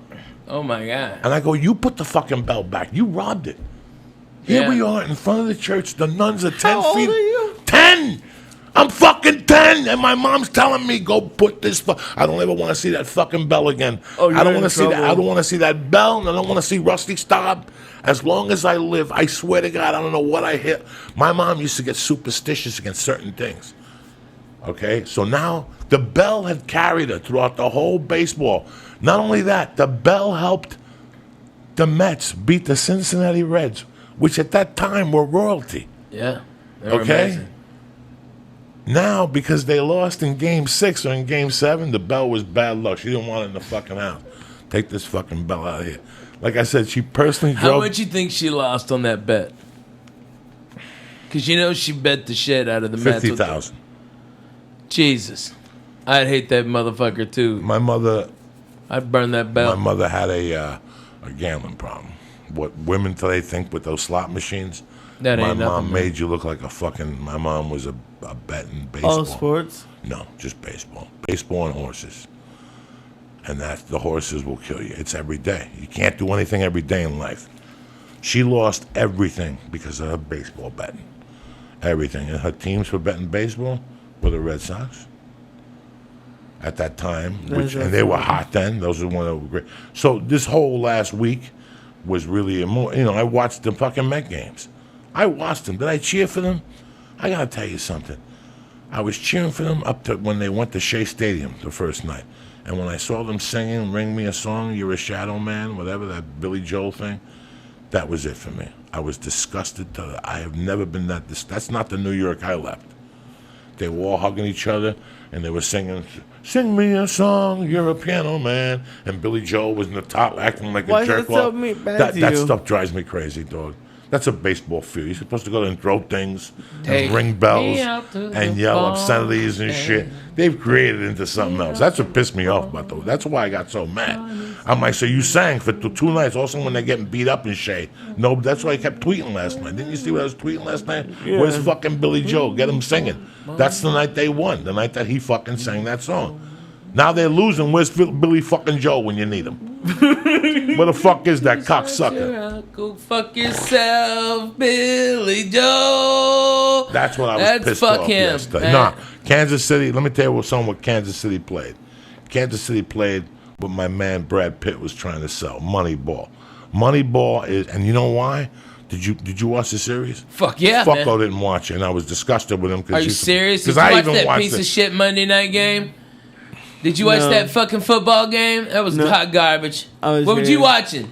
I was here. He was here. Let me tell you something. What the fuck? You got a fucking 9-foot TV behind you. No, he don't like. He said he don't watch it unless it's. I love the World Series. Retarded. That's American as fuck. What were you doing? Were you playing some? He was here working though. He was here working. Playing a shooting game. He was here working. One of those screens had one of them fag shooting games on it. No. He wasn't. He was shooting somebody in fucking Israel, in Belarus right now, and they're both cussing out dirty fucking Russians. He knows he can't. I know. He was googling his fucking cousins. All right. Whoa, listen. Yeah. Did you notice what Kansas City did? And I love that. I hate when people forget about the game. Small ball. Lee, they stole bases. I love when people steal. They put pressure. You really want to fuck with a motherfucker. And if you look at the Cincinnati Reds, the big red machine, that's all they did. Their job, and next time classic baseball, the Cincinnati Reds play, you sit there and you watch that whole game. And you're going to go, oh my God. Nobody had more than 15 home runs. Yeah. Eric Foster. Small ball. The main job they did was steal. Single. Get a single and steal. Stealing singles is something that's forgotten about in this country. Man. You know that's why Ricky Henderson played baseball so long and for so many teams. Because think about it. He played for the Red Sox. He played for everybody. Ricky Henny played for everybody. Listen. Ricky was goofball dumb, but he was one of the greatest baseball players to ever get behind. All right? This guy, if you've got a pitcher and he is out of business at 96 pitches, and Ricky gets on base with a bunt or a fucking single or a walk sometimes, he gets on there, he jumps out. That guy's going to have to throw over there 3 or 4 times. He's going to wear out his arm. They're going to have to bring that middle reliever that's a piece of shit that hadn't worked in 8 days in, and then they have to go through 3 closers. So what do they do the next day? Ricky Henderson blows out their next guy. That's what genius small ball is, and that's what they did, man. They played fucking great baseball, man. They played great baseball. Beautiful like college ball. Old Cincinnati Red games, their leadoff was always Joe Morgan, and he always stole. And once Geronimo came on, those fucking Indians, those Geronimos, they go crazy. And they had like 3 people who would steal on you. Pete Rose would steal on your ass. And Pete Rose wasn't a thief, but he just You know, they just guerrilla you. And if you watch those, there was a game I Pete was watched the on smartest Classic baseball player Baseball ever. maybe 8 years ago that they actually showed the fucking pitcher just going like, I don't want to deal with this ever again. This was not baseball. This was torture. Because it's small ball. It's slow torture. Every pitch, something happens. There's always something happen. Every time you let that ball go, it's either a single, a bunt, or this motherfucker's stealing. That's torture on a pitcher. He can't you focus. got to duck. You lose your concentration. It's fucking crazy. And that's well, I used to love baseball. I used to know everything about the Red Sox. There's 162 games before the postseason. I don't have time to watch all those games. It's I don't know. Well, not every one of them, but watch one of each series and feel like a fan. You know. You know what I mean? I like the Houston Astros. I started stand up there in '90. I loved them. Me and John Westling, we went for a foul ball, and little kid was going for a foul ball. We were stoned out of our balls, and instead of me squashing that kid for that fucking foul ball, I broke the seat, okay? And the kids got the ball, and everybody's cheering, and we're on the big screen, and I'm holding that chair together, motherfucker. I got my left hand holding the chair up, okay? And John's laughing. He goes, "You broke that chair?" I go, "This motherfucking chair is done. I broke that Astrodome and been there 30 fucking years, and I fucked that chair up." We got up, it fell to 4 pieces. I swear to God, get Johnny West on the phone. That is so fucking funny. Oh my God. You broke a couple of things, cocksucker. I've broken a lot of shit. I used to break lawn chairs. Lawn chairs could not hold me. Remember the Pittsburgh Funny Bone? Yeah. The home of Creepo that used to have naked women pictures all around the bar. And Yeah, shit like right. that. I always used to hate those.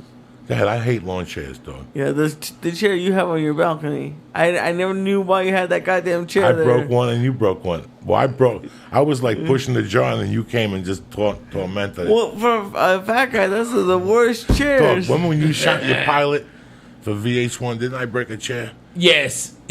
Something happened. I broke a chair. You broke a chair. It was awesome. For a long time, I was breaking fucking shit. Oh my God, it was so fucking I love funny. when a chair broke. One time with sleep apnea, a chair broke in Miami. Dude, you broke Gavin's toilet. Remember, you went in there and you just sat down too hard and you broke that fucking toilet. And then you made the slow creep. And water came out and flooded Gavin. Gavin got out of his, because you were sleeping in my house. You were like, "Fuck him, I'm going in here." I broke Gavin's fucking futon. That was classic, dog. I heard that thing snap in 8 ways. When you're a fat fuck, you break shit sometimes without even knowing it. It's the most embarrassing thing. Living like a fat fuck, you break a ton of shit. A ton of shit. Clothes, I have ripped clothes. I remember one time I got in somebody's. Stains. I remember one time in somebody's car in a Jeep they had. I went to get the handle, and I went to pull up, and half the fucking roof came down. Oh man! Stop being a fat motherfucker, man. Ain't nothing easy. Let me do some shout outs and get the fuck out of here. I'd like to thank Mike and Mary Johnson at Unique Bows. Thank you very much for the bows. We put them on a little hair for Halloween. Thank you for listening. Rusty Shackelford, Dead Squad Dallas, and the rest of you crazy motherfuckers. I love those guys, man. Sandman, Benito Munoz, Sean Cappuccino, Jimmy Carroll, and Girk Brooks. You know who I know is watching? Is my man D in Colorado, who's a cool motherfucker. Yeah, I know D in Colorado. That motherfucker has got weed 15 foot tall.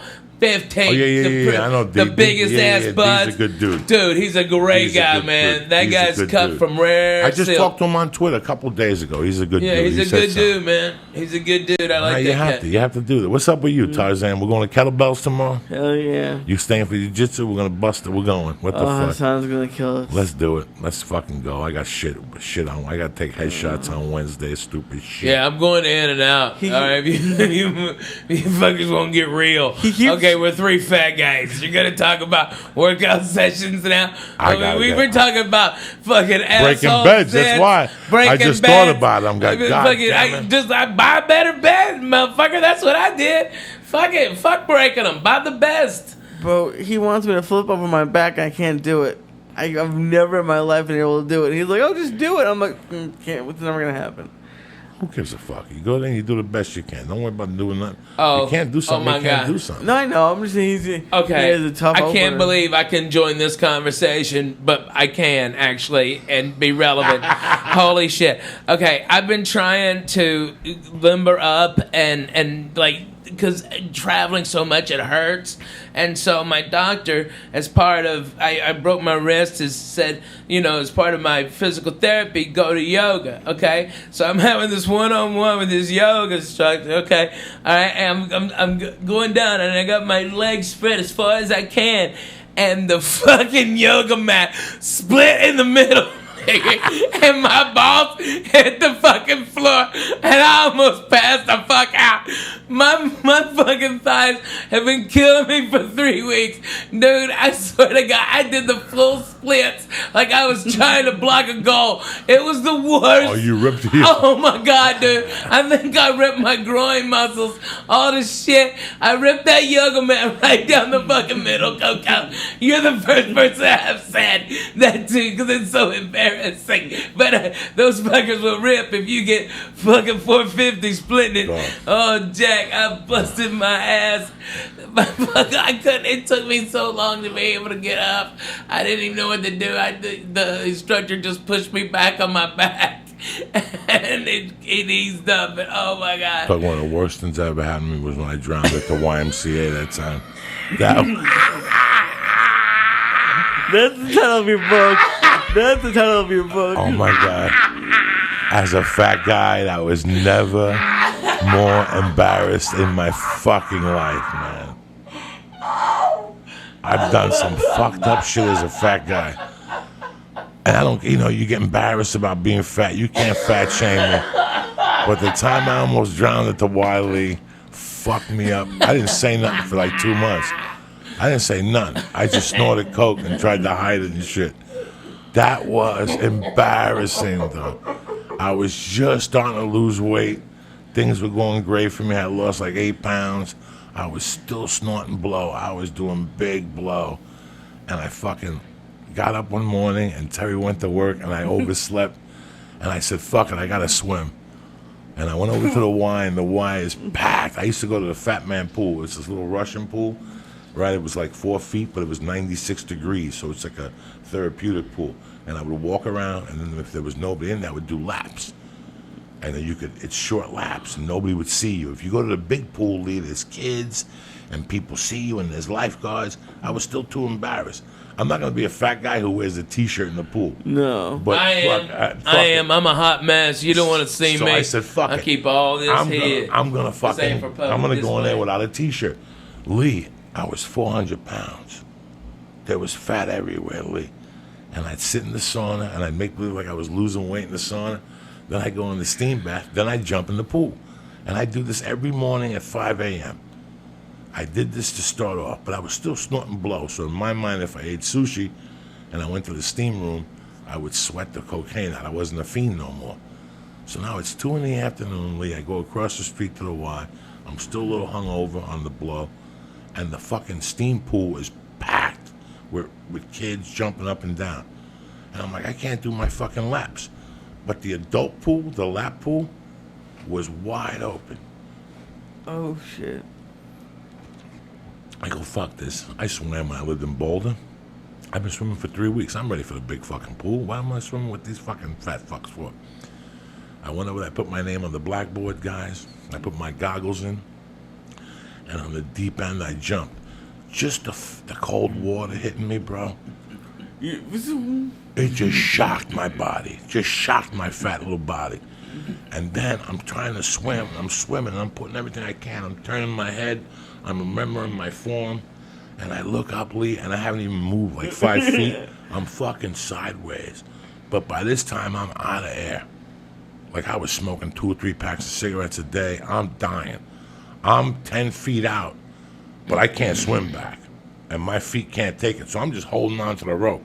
And people are swimming by me. They're going, come on, let go of the rope. Come on, swim. And I'm like, guys, I'm dying.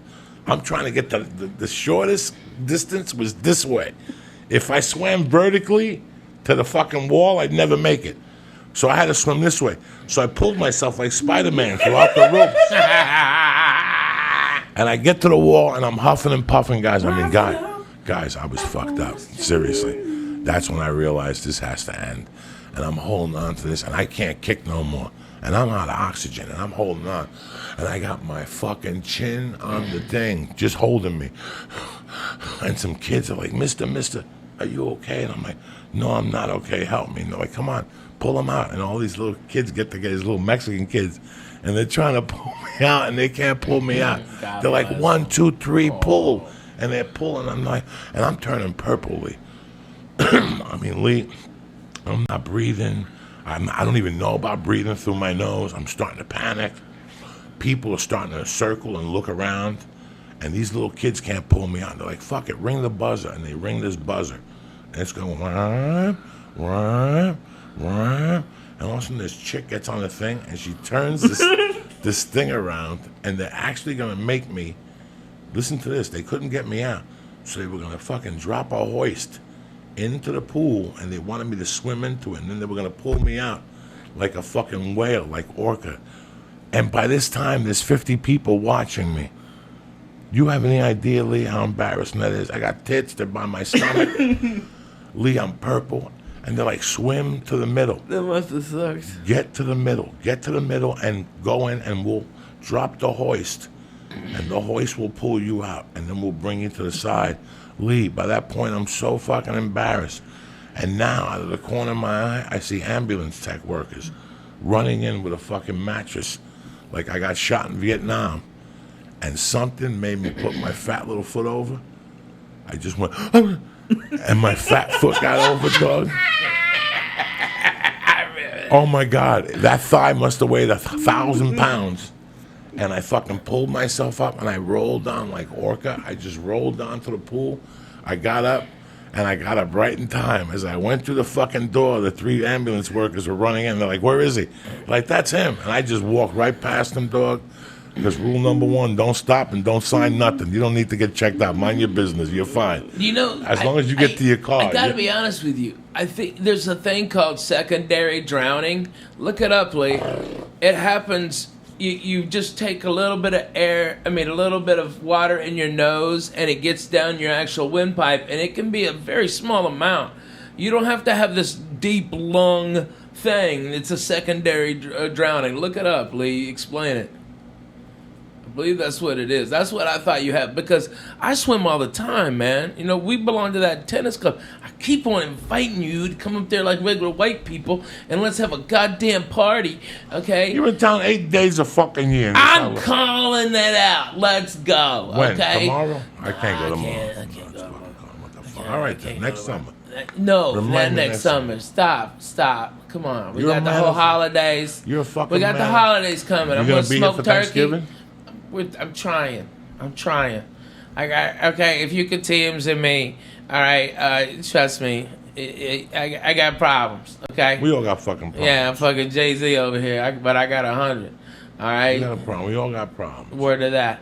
But you know what? She's fucking being so great. It's like it's so like freeing for both of us, and I still love her. I'm in love with her. I love my babies, and that's why, you know, this wasn't an acid trip night, you know what I mean? It could have been, but it just simply wasn't. I got real shit to do tomorrow, you know? I've got 2 beautiful babies that love their daddy, and I've been getting so much bullshit, you know, about me and the wife filing for divorce. Truth was, she was just responding. They only check LA records. She was already, I had filed on her, like, 10 days before, okay?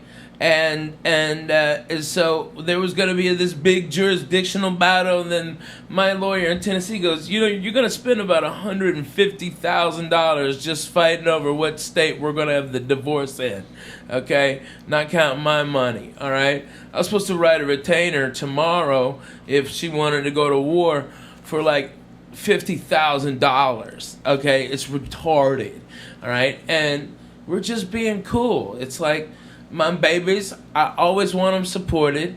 My wife will never want for anything. She'll have the house that she designed, okay? And she can be free, and I'm a miserable person to fucking live with. Not that I'm a fat piece of shit, it's I'm work all the fucking time. I'm always, and I've got babies that have to be in school.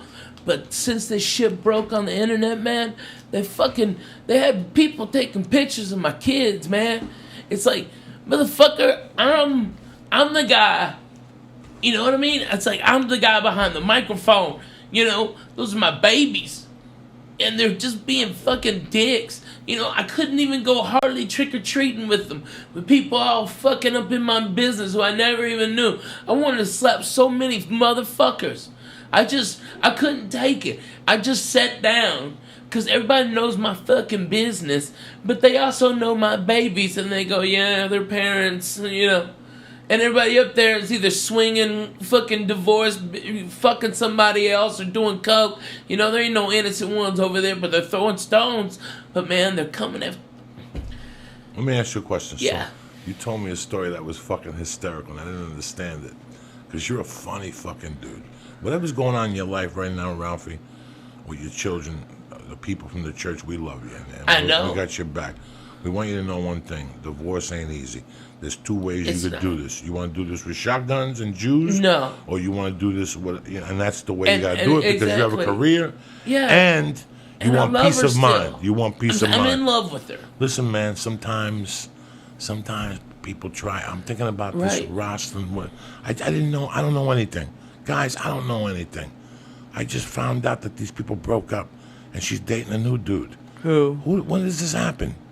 How does this happen? The singer from No Doubt. She's Gwen dating. Stefani? Yeah, she's dating the judge from fucking the show or something. He broke up with his wife and she broke up with her husband after 14 fucking years. And they had like a thing today, like these two Blake together. Shelton guy? Yeah. You know, listen, man. People in life sometimes don't get. I pray every day that Blake Terry Shelton. stays in love with me, and I keep it together with her. I pray every day because I know how quick it could go. And the longer you're with a person, the harder it fucking is. And when you have children, it's even fucking harder. It's so hard, There's Coco. two ways to do a divorce. You could either A, Go to war. or B, take a fucking few lumps in the head, which you're gonna take anyway. That's all You're I've gonna ever take took. anyway. I've taken that my whole just life. listen. It ain't no big deal. Either 10 people could hold you down and put a big black dick in your ass, or you could just take a fucking white flag, get naked, put it on your back, turn around, lube your own asshole, and let them do what the fuck you gotta do, okay? You know what? A dick in the ass hurts both ways, but I'll tell you what, it hurts more if you clench it up. She if you didn't clench it do up right anything wrong. She didn't do nothing wrong. And you know what? She did help me in my career. You know, the truth is, when I got Last Comic Standing, okay, Jay Moore, dickhead, called me on Thursday, go, hey, I need you for an audition. I was in Hawaii working at the Laugh Factory, and he said, come back. I need you here on Saturday. And I looked online, and the cheapest ticket for round trip, because I still had to finish in Hawaii. There was nobody on that fucking island who could have done it, all right? And so I had to come back, and the ticket was like $1,100, you know, and that was 2 months rent, man. That's real fucking shit. Like for a maybe, for a big fucking maybe, and I rolled the dice, and I couldn't afford it. Lana had a credit card that her mama gave her for insurance, and she put it all on there. And that's what launched my whole career. So does she get half? Yes, motherfucker, she gets half. Okay? And she should get more than half. She's going to be drawing a salary from my place. She's going to be getting alimony like a regular white people because we're you Jews, you got to respect. All right? My babies already have big things set up for them. They'll never want for anything. They'll never have what I went through, you know? And it's like, that's what you want. That's what you but want. now they're That's what you coming. It's just so irritating. It's no, like, no. you know, they're just dumb. These motherfuckers, you know? It's The like, internet is a good thing and a bad thing. yeah, right? The internet is a good thing and a bad thing. You know, I use the internet for certain things. I see people use it for other things, and that's fine. That's what the internet is. It's your expression. But sometimes, if you open up your life on the internet, the result isn't going to be good. It's happened to me. It's Good. backfired. Yeah. But in this situation with divorce and stuff, who knows? You know, And all you can nothing's do is happened yet. keep doing what you're doing. Yeah. Try to put the pieces together. Trying. Be a father. Listen, the divorce in my life had to be tougher than a prison sentence. I lost a child in a divorce. I lost dignity in a divorce.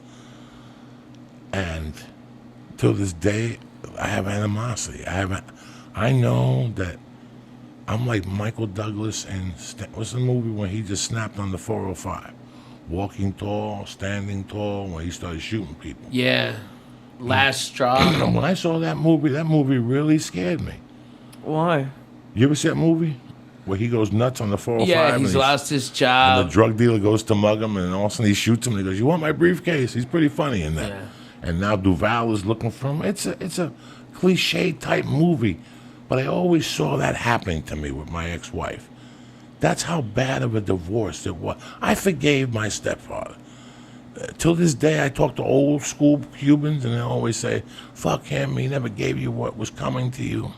You know what? So then I got to go get what was coming to me. That was my frame of thought back then. He didn't give me my mother's money. What do you want me to do? You want me to shoot him? For 3 years, I lived with that. I was preparing to hide under a car and grab his foot and shoot him. Where's his money now? So I shoot him and kill him. How am I going to get his money now? So I had a terrible idea. And I hated him for fucking years. And one day I go, "What? This is the guy that raised me. Would you give me $300,000? What was I going to do with it? Was I going to invest? Was I going to buy a building? No. You'd I was be dead. I was You going to buy a started it. coca plant off some fucking... Fuck yeah. So in a way, he saved my fucking life, you know?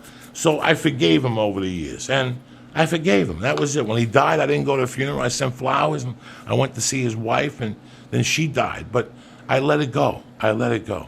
I got to tell you something.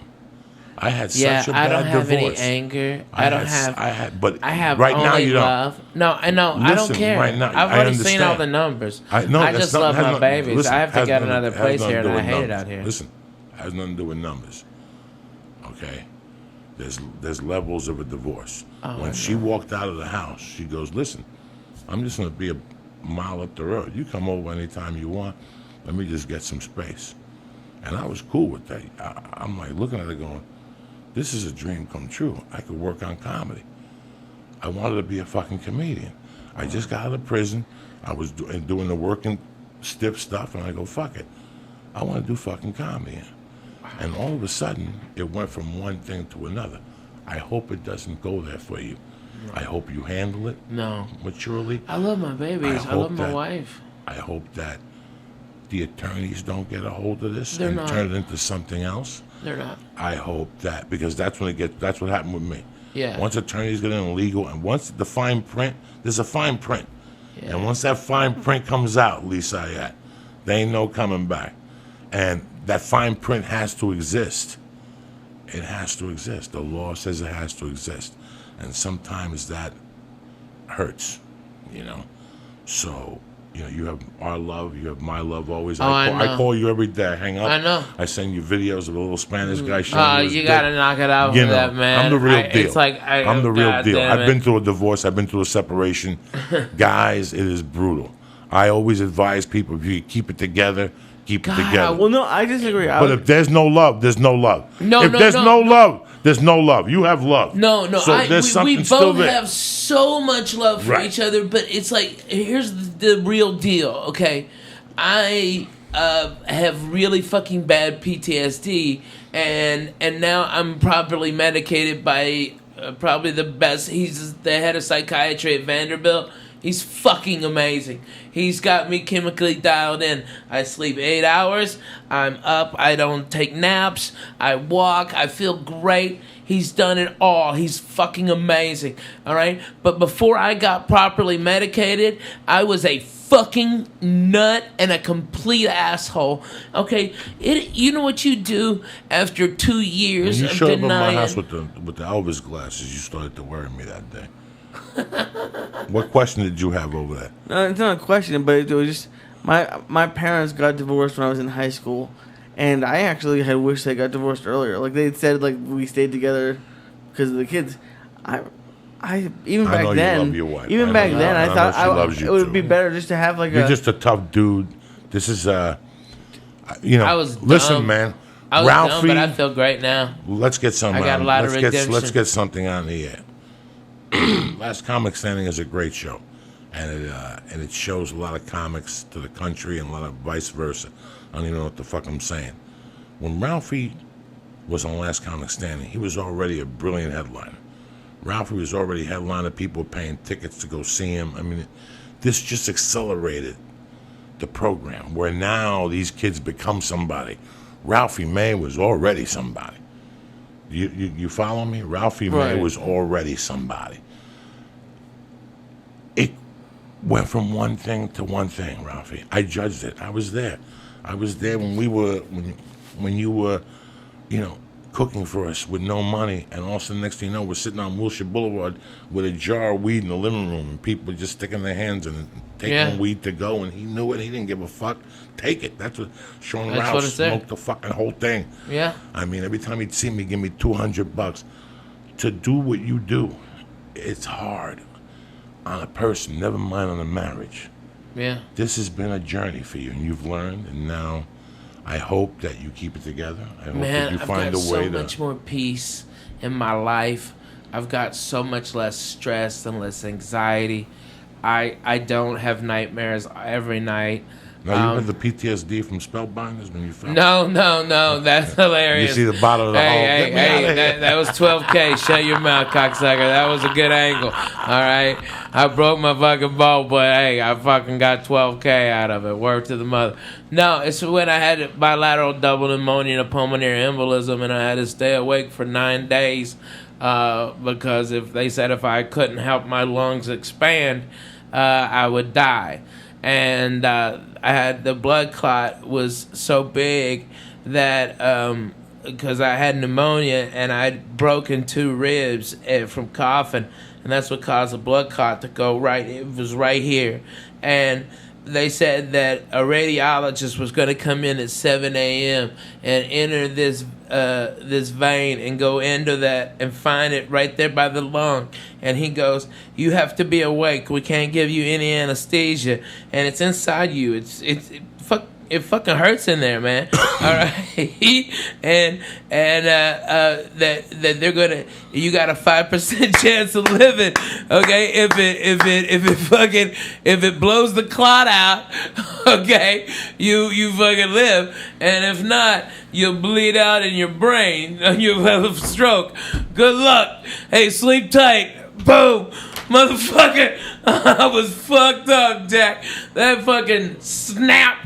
That snaps your fucking head, dude. And so what I've been doing like a lot of PTSD groups, okay? And they're always like, "What the fuck are you doing here?" And I'm like, "Look here, cocksuckers.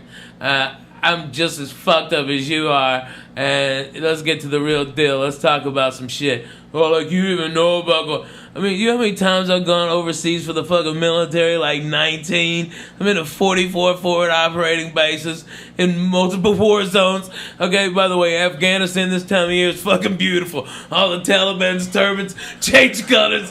But it's like, those dirty motherfuckers, they're like reds and yellows. It's beautiful. Okay, but I've been there, and then they start getting real, dude. And man, and those guys get real, it gets real. You know, I mean, it's like, I know it sounds stupid, right? But you're absolutely right. You know, Ralphie May, I gotta tell you something. I'm sitting here across from you, and we'll end this podcast in a couple minutes. But I gotta tell you something. It's I'm 52, man. I've had a great life. I laugh. I love being upset and then laughing. I live to laugh, people. I know sometimes I come across as a prick. I love giggling. I love laughing. I have a lot of regrets in my life. I did a lot of fucked up things. I was talking about my godfather before. One of the biggest regrets I have, that we didn't have the money to do it, Ralphie. What a mistake that we could go back and rewire that apartment with a camera. Oh my God. We would have a show. And I'm telling you, that would have been the all-time, it would be HBO's all-time greatest comedy show. And you can't, and you know what, I'm sitting here across from Ralphie, and I'm listening to the story, and I'm like, I can't even go to HBO. Like I'm talking about, I'm thinking of Ralphie narrating a show about adventures of a fat guy. And just even all that stuff, the tube, when you fell that time. Oh, falling on Gardner? Listen, I'm sitting here across from you. And I'm thinking, not even Gardner, the thing you were telling Lee about that he's going on. You don't understand. This chick is living in his house. Before we're talking about the story, here's 3 guys trying to fuck the same chick. It's miserable. It's I'm the miserable. only one not trying to fuck her. But you wanted to fuck her. If your face fell into her asshole, it wouldn't be. It wouldn't have been the worst thing. It wouldn't have been the worst thing. So something happened. They're having an argument. You cannot write this, Lee Syatt. This is an apartment that's living on whatever Ralphie's subsiding. Yeah. I'm living off Ralphie. I got a little bit of coke in my pocket. Ralphie's making Bloody Marys. And we're going over it. We're hitting this every night. Red Devil. Everybody knew that at 2 a.m. after the comedy store. The party was in my apartment. The Red Devil, Ricky Cruz. Babalu, you know. And we just talk shit. The producer. Somebody would have a joint. Somebody wouldn't have a joint. But this one night, it was just me. We always and we were drinking weed. Bloody Marys. And we're giggling. And Laughing. Jody says something to Ralphie to piss him off. And there was a big Japanese lamp in the kitchen. All right? And fucko here sits down and she pisses him off and he sits in the position and something happened that the light got a little lower and he's fucking saying shit to her with his face red, right? He's like, fuck you, this is my house. Look like anger don't you ever talk to me like this. This is my fucking house. Can you believe this, Coco? She's my guest and she's talking to me like this. This is my vodka or something. And he, in the middle of his rage, he's like, ah! And he stops because the light bulb was burning his head. It burned my hair. You can't write that. You cannot write that. That's Inspector Clouseau type shit. I had to wear a hat for like 3 weeks. I was like Junior Josh Wolf. I always had a hat on. You busted that toilet in your house. Don't No, it was Gavin's. It was Gavin's. You fucked up Gavin's. Slim Jim Magoo. Stop. You also shit in Gavin's shower and then pushed it down with your toe, motherfucker. Okay, I know the real you, Coco. All right, you can bullshit with these other faggots, but I'm bona fide. Okay, I was there at the beginning. Okay, I was mugging. Idea. Okay, lighting the bum on fire. You lighting the bum, eating people's pussy. If that apartment building had a fucking camera on it, oh my god, we would be multi-millionaires. I tell the story the night I brought Shayma there. And she was giving these people, drug dealers wanted to fuck Shayma. Oh, so and hard. I left her downstairs in Gavin's apartment with Gavin and the Armenian. And she's dancing. She's dancing, telling ESPN stories. And I come back at 5 and there's one guy doing them horrible impressions. Oh my god, remember them horrible impressions? Oh my god. Every time they give her a line of garbage. She's hot garbage. Bro, she's all coked out. I'm stoned. Oh my god. And this Disney bitch like breaks out into like Joe Pesci and shit. You have no idea, Lee. You have no fucking idea. Shut up, bitch. Dance. Take them titties out. Okay? That's what she told her. Did you remember that? I don't remember. You fucking told her. Goes, yeah, whatever, bitch. Take them titties out. I loved her. I always love her. I still talk to her when I go to Vegas. Is she in Vegas now? She's in Vegas. She's That's doing good. awesome. She is so she's cool. Doing good. She opens for everybody. She got a little gig. She's a dude. I bet she's making a fucking mint. She's 45. She dances in a cage at a lesbian bar. She's like 26. Yeah, she's 20. She dances at a fucking lesbian bar, but she keeps marrying gay guys by mistake. What? She hooked up with that dude in Alaska. I had to do this gig. What? Listen to me. About 15 years ago, I got to do this gig. She married a gay dude? Listen to me. What? I had to do this gig in Alaska one time. At Chilku Charlie's? And at one of those, for one of those people. And I canceled. I got like the stupid TV show or something for NBC. And I had to cancel. And she went up there and met a go-go dancer, like a male dancer. And they fell in love. And she put his name on her little pussy. Oh, and then they moved back to L.A. and they were in love. And man, that's he fucking, was like wow. He was like unemployed, but he always came up with a little bit of money. And she was dating him for like 2 years. They were in love. And then one day, she went in his email and she saw an email from old dudes he would go to their house in the afternoon and put like a bikini on and he would dance for old dudes and shit. And he would get like $50 and do meth. So she threw him out, and she was heartbroken because she always makes fucked up choices. I've told this story before. God This is hilarious. bless her. That's so hard. Somebody tells me this is the name of the guy that she's got on her pussy. This guy is a go-go dancer for old dudes, and he's smoking meth. So she throws him. Holy She shit. throws him out. I hear about this. About a month Is later, that I her bump. right now? No. Okay. I bump into her, and she says to me, "How you doing?" Blah blah blah. We're going back and forth, and I go, "Hey."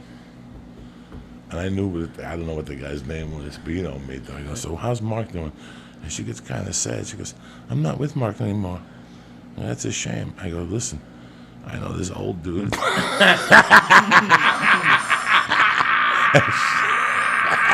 Oh, you're evil. You know what, Shava? You gotta give it up to her. She is a queen of a ball buster. She will give it, but she will fucking take it. I tell you what, she takes it better than a lot of fucking bona fide grown men. She's always at. Well, She's fucking funny. She came up at the comedy store. She came up at a fucking comedy club. When nobody Her mother's a wanted- biker. Her mother's Gemma. Did you know that? Her mother's like Gemma. Really? Like she was telling me stories, showing me pictures one time in the house. Her mother's like Gemma. And she's half Arab. I didn't know that. Yeah, she's Arabian. She's like a Jesus, she's Iranian. beautiful. She's beautiful. I tell you, if you at look her at her, eyes. you think that she had plastic surgery, and you're like, but you realize it's just natural. She glows. Her and April Macy used to be real fucking tight.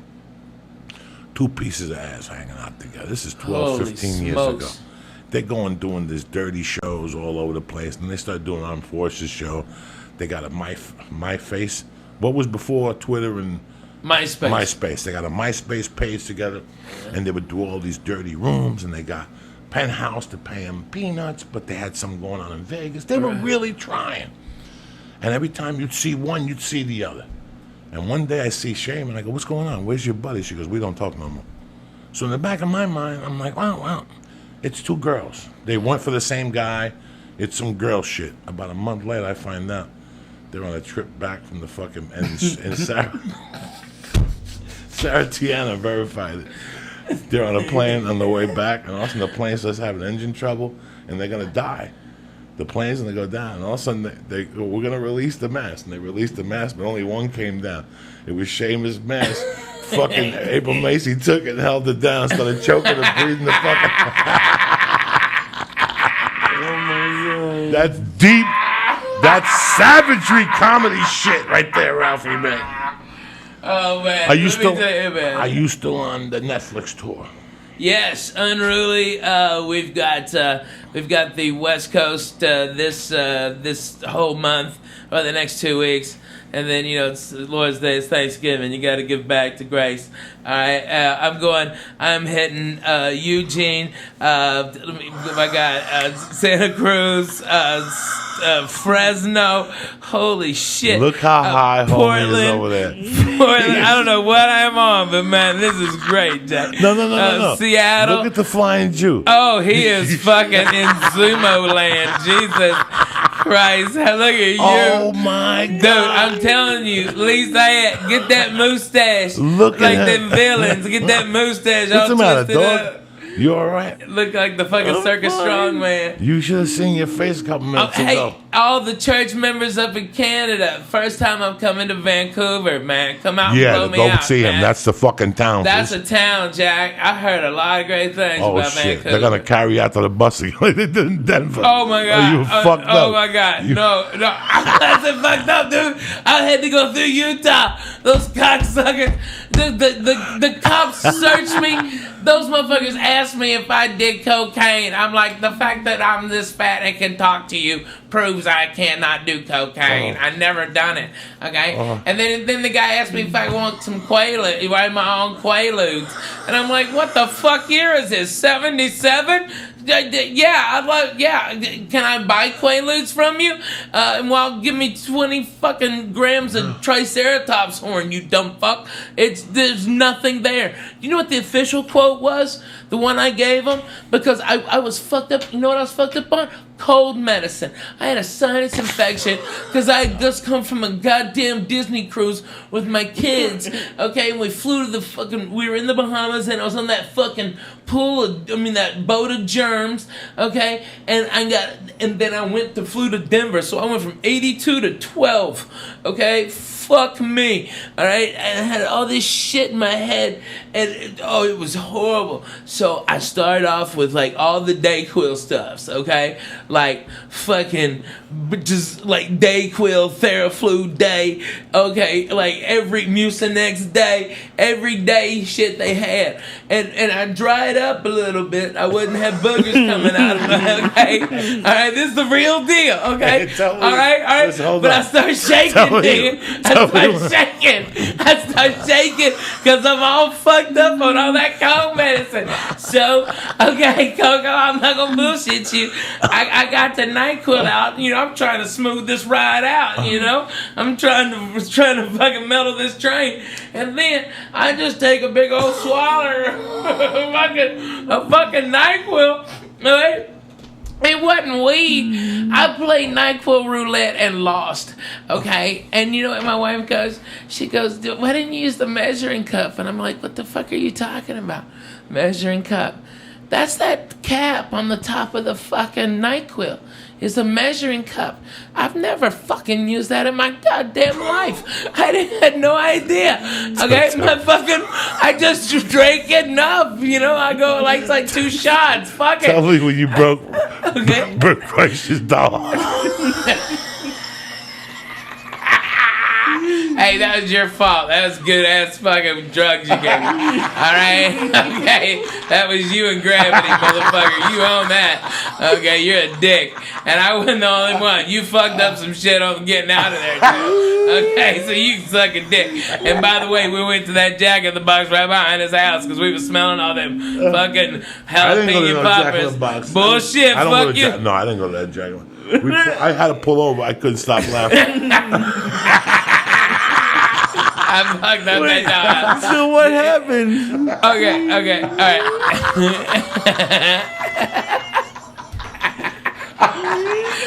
I'll tell you what fucking happened. Denver, listen to this. You keep your balls in, motherfucker. All right, nobody want to see them. All right, I've seen them plenty in my life. All right, well, Bert Christ is out. No, man, no, fuck you. Now, let me finish this, you cocksucker. All right, because I know you don't believe me, but what? My wife goes, "That's a measuring cup," and I'm like, "Well, I may be dumb, but you're a dirty bitch. I ain't never seen one in a dishwasher. That's just gross. You leave the same cap. That's disgusting." All right. And so I was just, I fucking hit it. But you know what? I quoted them because they were just making lines up about me. I was like, last thing I said before I head on stage, I heard was, all I said was, yes, Mr. Cosby, I'd love another cocktail. That's all I remember. And that's just, go fuck yourself. You ever get fucked up on NyQuil? Dude, I was so fucked up on NyQuil. You got a bottle of NyQuil, we'll give you a star of death. And we'll smoke a joint. It's all over. It's dude, all. I'm telling you. In '92, I played the hip hop comedy stop. Steve Harvey's and Rashawn McDonald's all black comedy club in a hotel. Okay, and I was sitting back there with these crazy ass, like, I met this guy and he goes, "Yeah, my name's Willie D." All right, and he's Willie D from the Ghetto Boys. Okay, and then this little ass midget walks over, Bushwick Bill. Okay, and sure. he's gangster. Okay, I mean, Bushwick Bill was no bullshit. He had knives on him and shit. That little motherfucker cut your balls off. That was eye level to him. They give you a NyQuil? Okay, no, with codeine syrup. That's the shit. Codeine, really and we listened to fucking slow records that this guy named DJ Screw would do.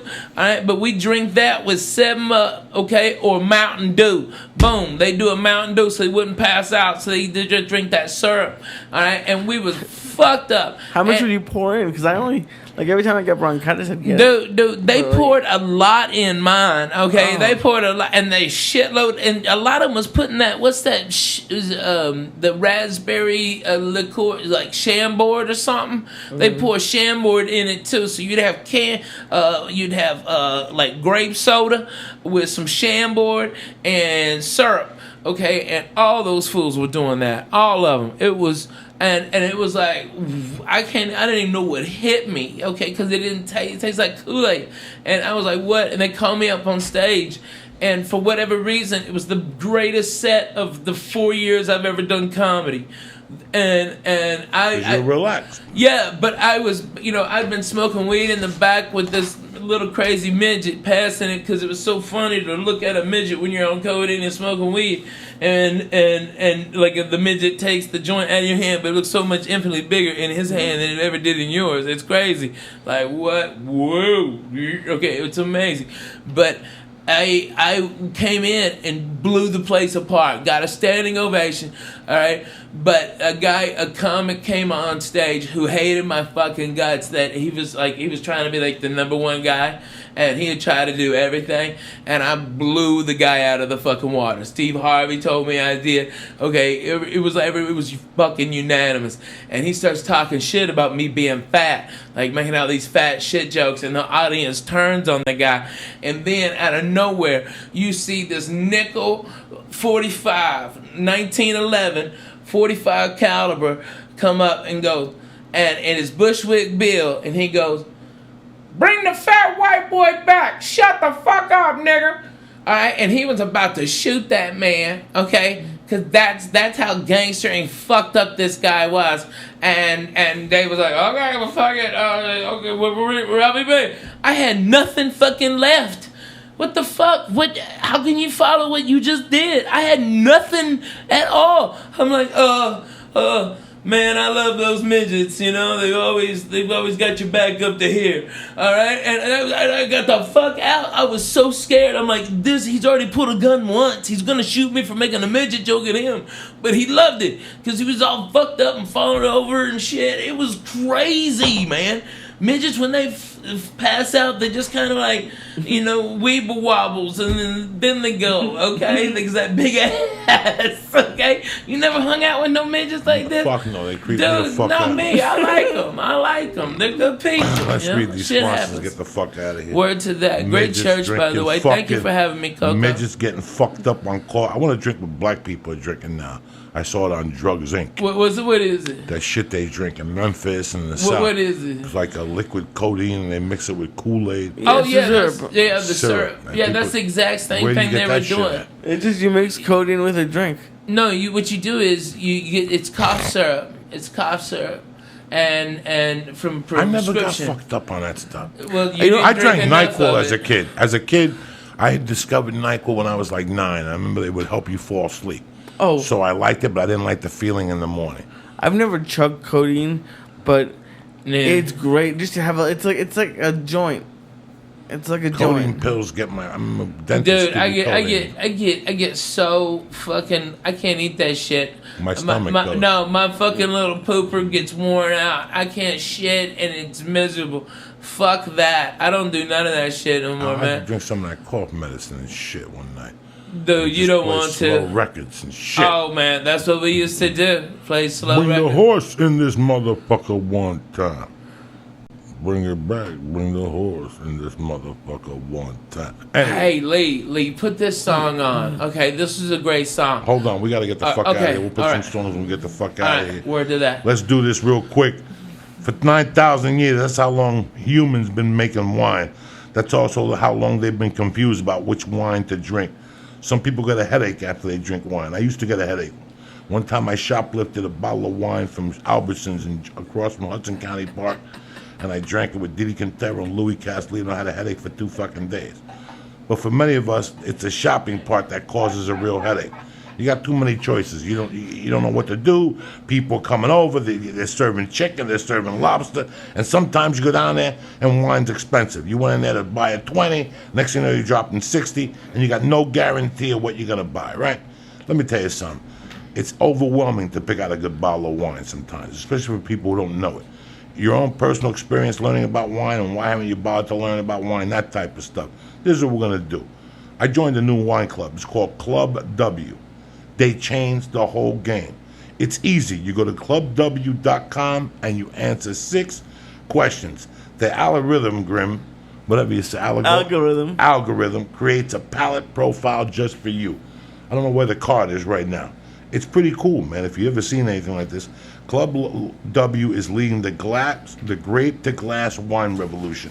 What means is they cut out the middleman. They work directly for the vineyards, and they cut the guy out, which in turn saves you some do-re-mi. So with Club W's, you get premium wine customized to your taste at a third of what you pay for at a store when you don't even know what the hell you're paying for. Yeah, Are you're you not with me? You're not buying like, it's not like a club where they send you other companies' wines.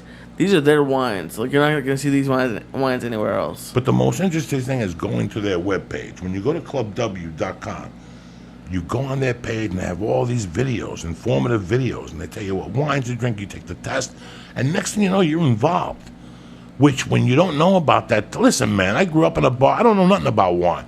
So when I went to Club W, I was blown away by how much interaction you have. They'll put it down to the exact thing. I mean, the nut, the grape, where it came from, the vineyard. Anyway, what they do is they save you money. It comes down to maybe $13 a bottle of wine or something like that. And there's even a no-risk, 100% guarantee that you'll love when they send you. So do me a favor right now. What they're doing is, for all the listeners, is they're offering 50% off your first order when you go to clubw.com/Joey. So do you understand me? 50% off your first order when you go to clubw.com/Joey. And this is not like fucking Columbia House, where they send you records every month, even if you don't want them. No, you order what you want. Right. So if you think you need 3 bottles, you order 3 bottles. It's $13 a bottle. They get delivered to your door, and it's exactly what you like, what you're guaranteed to love, or you get 100% money back guaranteed. So again, do me a favor. You get 50% off your first order. Go to clubw.com/Joey. Stop wasting time and stop losing money at these retail stores and start drinking wine you know you're going to love. So go to clubw.com/Joey to get your 50% off, all right? I'm doing it just to get the stuff I have to bring to Thanksgiving parties. You and Paul have been doing it. No, but I'm just saying, like, let's say you have to bring stuff to a party. Yeah, man, just that's perfect. Just get 3 bottles of wine, and then you're going to have to go to at least one or 2 This town things. takes the whole week off. There's parties every night. We're off until the start of the new year now, when I used to work in TV. A little bit of work, not really. Yeah. Until Thanksgiving, it's going to be busy. But then after that, it's over. They're out. Everybody's skiing. Yep. That's good to know. Anyway, let me tell you something. I tell you once, I'm going into a heavy season now. I go into like 6 weeks of flying. So this whole thing, dog, I got my on it. I always slap without me. What's the one I take? The Immune, the Shroom Tech Immune. Let me tell you something. Those planes are filthy.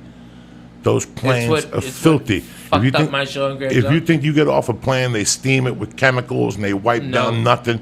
In my bag, there's a fucking deodorizer. I got a hand sanitizer to wipe everything. That's the first thing I do when I sit down now. I don't want somebody else's ass on my ass.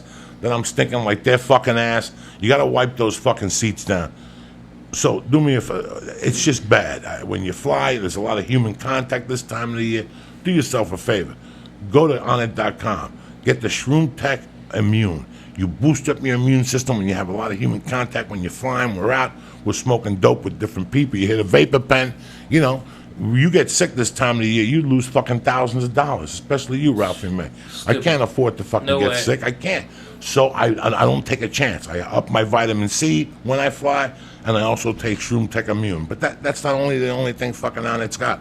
They got Shroom Tech Sport, which gives you more endurance when you roll, lift weights, walk, whatever the fuck you want to do. Even when you fly, it opens you up. They have Strong Bone, they have the hemp protein powder, and they got Alpha Brain. You know, and with 100% money back guarantee. The nootropic, it's off the fucking charts. So do yourself a favor. Go to onit.com right now and press in. Church. Boom! And get 10% off your first order. And if you get it sent right to your fucking door, you don't have to leave the house. You don't have to go to Whole Foods. You don't have to do nothing. What do you press in, Lee? Church. Beautiful. Number 2, hitty6.com. What'd your dad say? He loves them. He says that because we say it's 5 for $50, it's half off. They're usually 20. Because it's usually like $20. They're 20 a piece. You get right now Hitty Cigs, tremendous, 1,200 guaranteed puffs right here. I'm smoking the reefer, but right here, my little fucking cigar here, I'm living like a doctor. I'm like Pacino and Godfather too. You just don't even fucking know it. You broke my heart, Fredo. Hitty6.com right now. They got the tobacco, They got the cigar, all right? Then they have the tobacco line, a cigarette line. It's 24, 16, 8, and 0 milligrams of nicotine. You can quit smoking with it, whatever the fuck you want to do. My dad likes the I'm flavors too. telling you. And the flavors, you could switch it up. Go to hitty6.com and press in. Joey's Church. Boom! And get 5 for 50, which is 50% off. NailedItLife.com. The Vapor Kings. You want a vapor pen? You like smoking? You like doing this? You want to see the devil? Go to NailedItLife.com right now. What are they running, Lee? Tell them. When you use code Joey Diaz, you're going to get 20% off the premier vapor pen on the market for all the oil and wax smokers out there. And if you live in California, they are also the makers of Los Gummy Serranos. There you go. Joey? So listen, do yourself a favor. Please support Nailed It Life.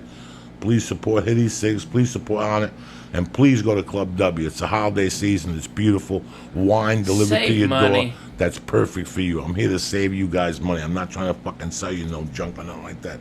Don't forget my main man is where? The Nokia Theater. I'm at the Nokia Friday. on Friday night. Right Go to outside. RalphieMay.com. Yes, for tickets. Go to RalphieMay.com for everything. Go see if he's coming to your fucking neighbor. You I'll don't be wanna there miss- soon. Trust You don't me. want to miss this fucking I go beauty. everywhere. I'm in Portland Thursday through Sunday, and I'm in New Jersey next week at the Stress Factory. All right, guys? Hey, I love that club, man. I And know- maybe and those they boys love from you. Rutgers come out, man. I like those And guys. thank you for coming on. We got Hey, fucked up Church, tonight. you know what? The hash fucked me up. Coco. Syatt's fucked up. Coco, you know, there's cameras and microphones here, but at the base of it, it's back 16, 17 years, 1440.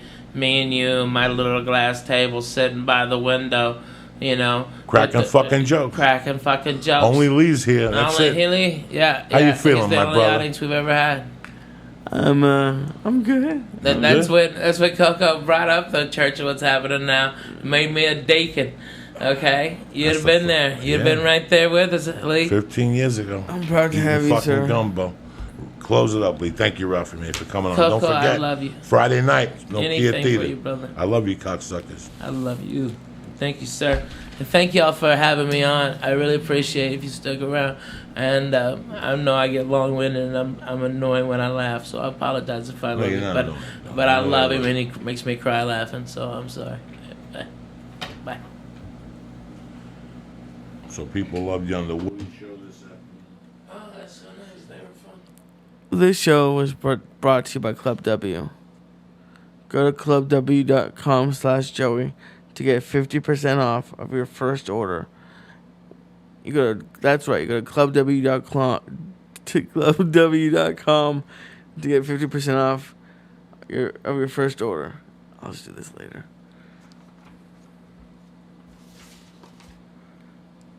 What do you want to close with, guys?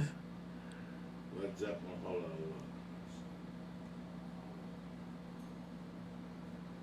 That's a picture.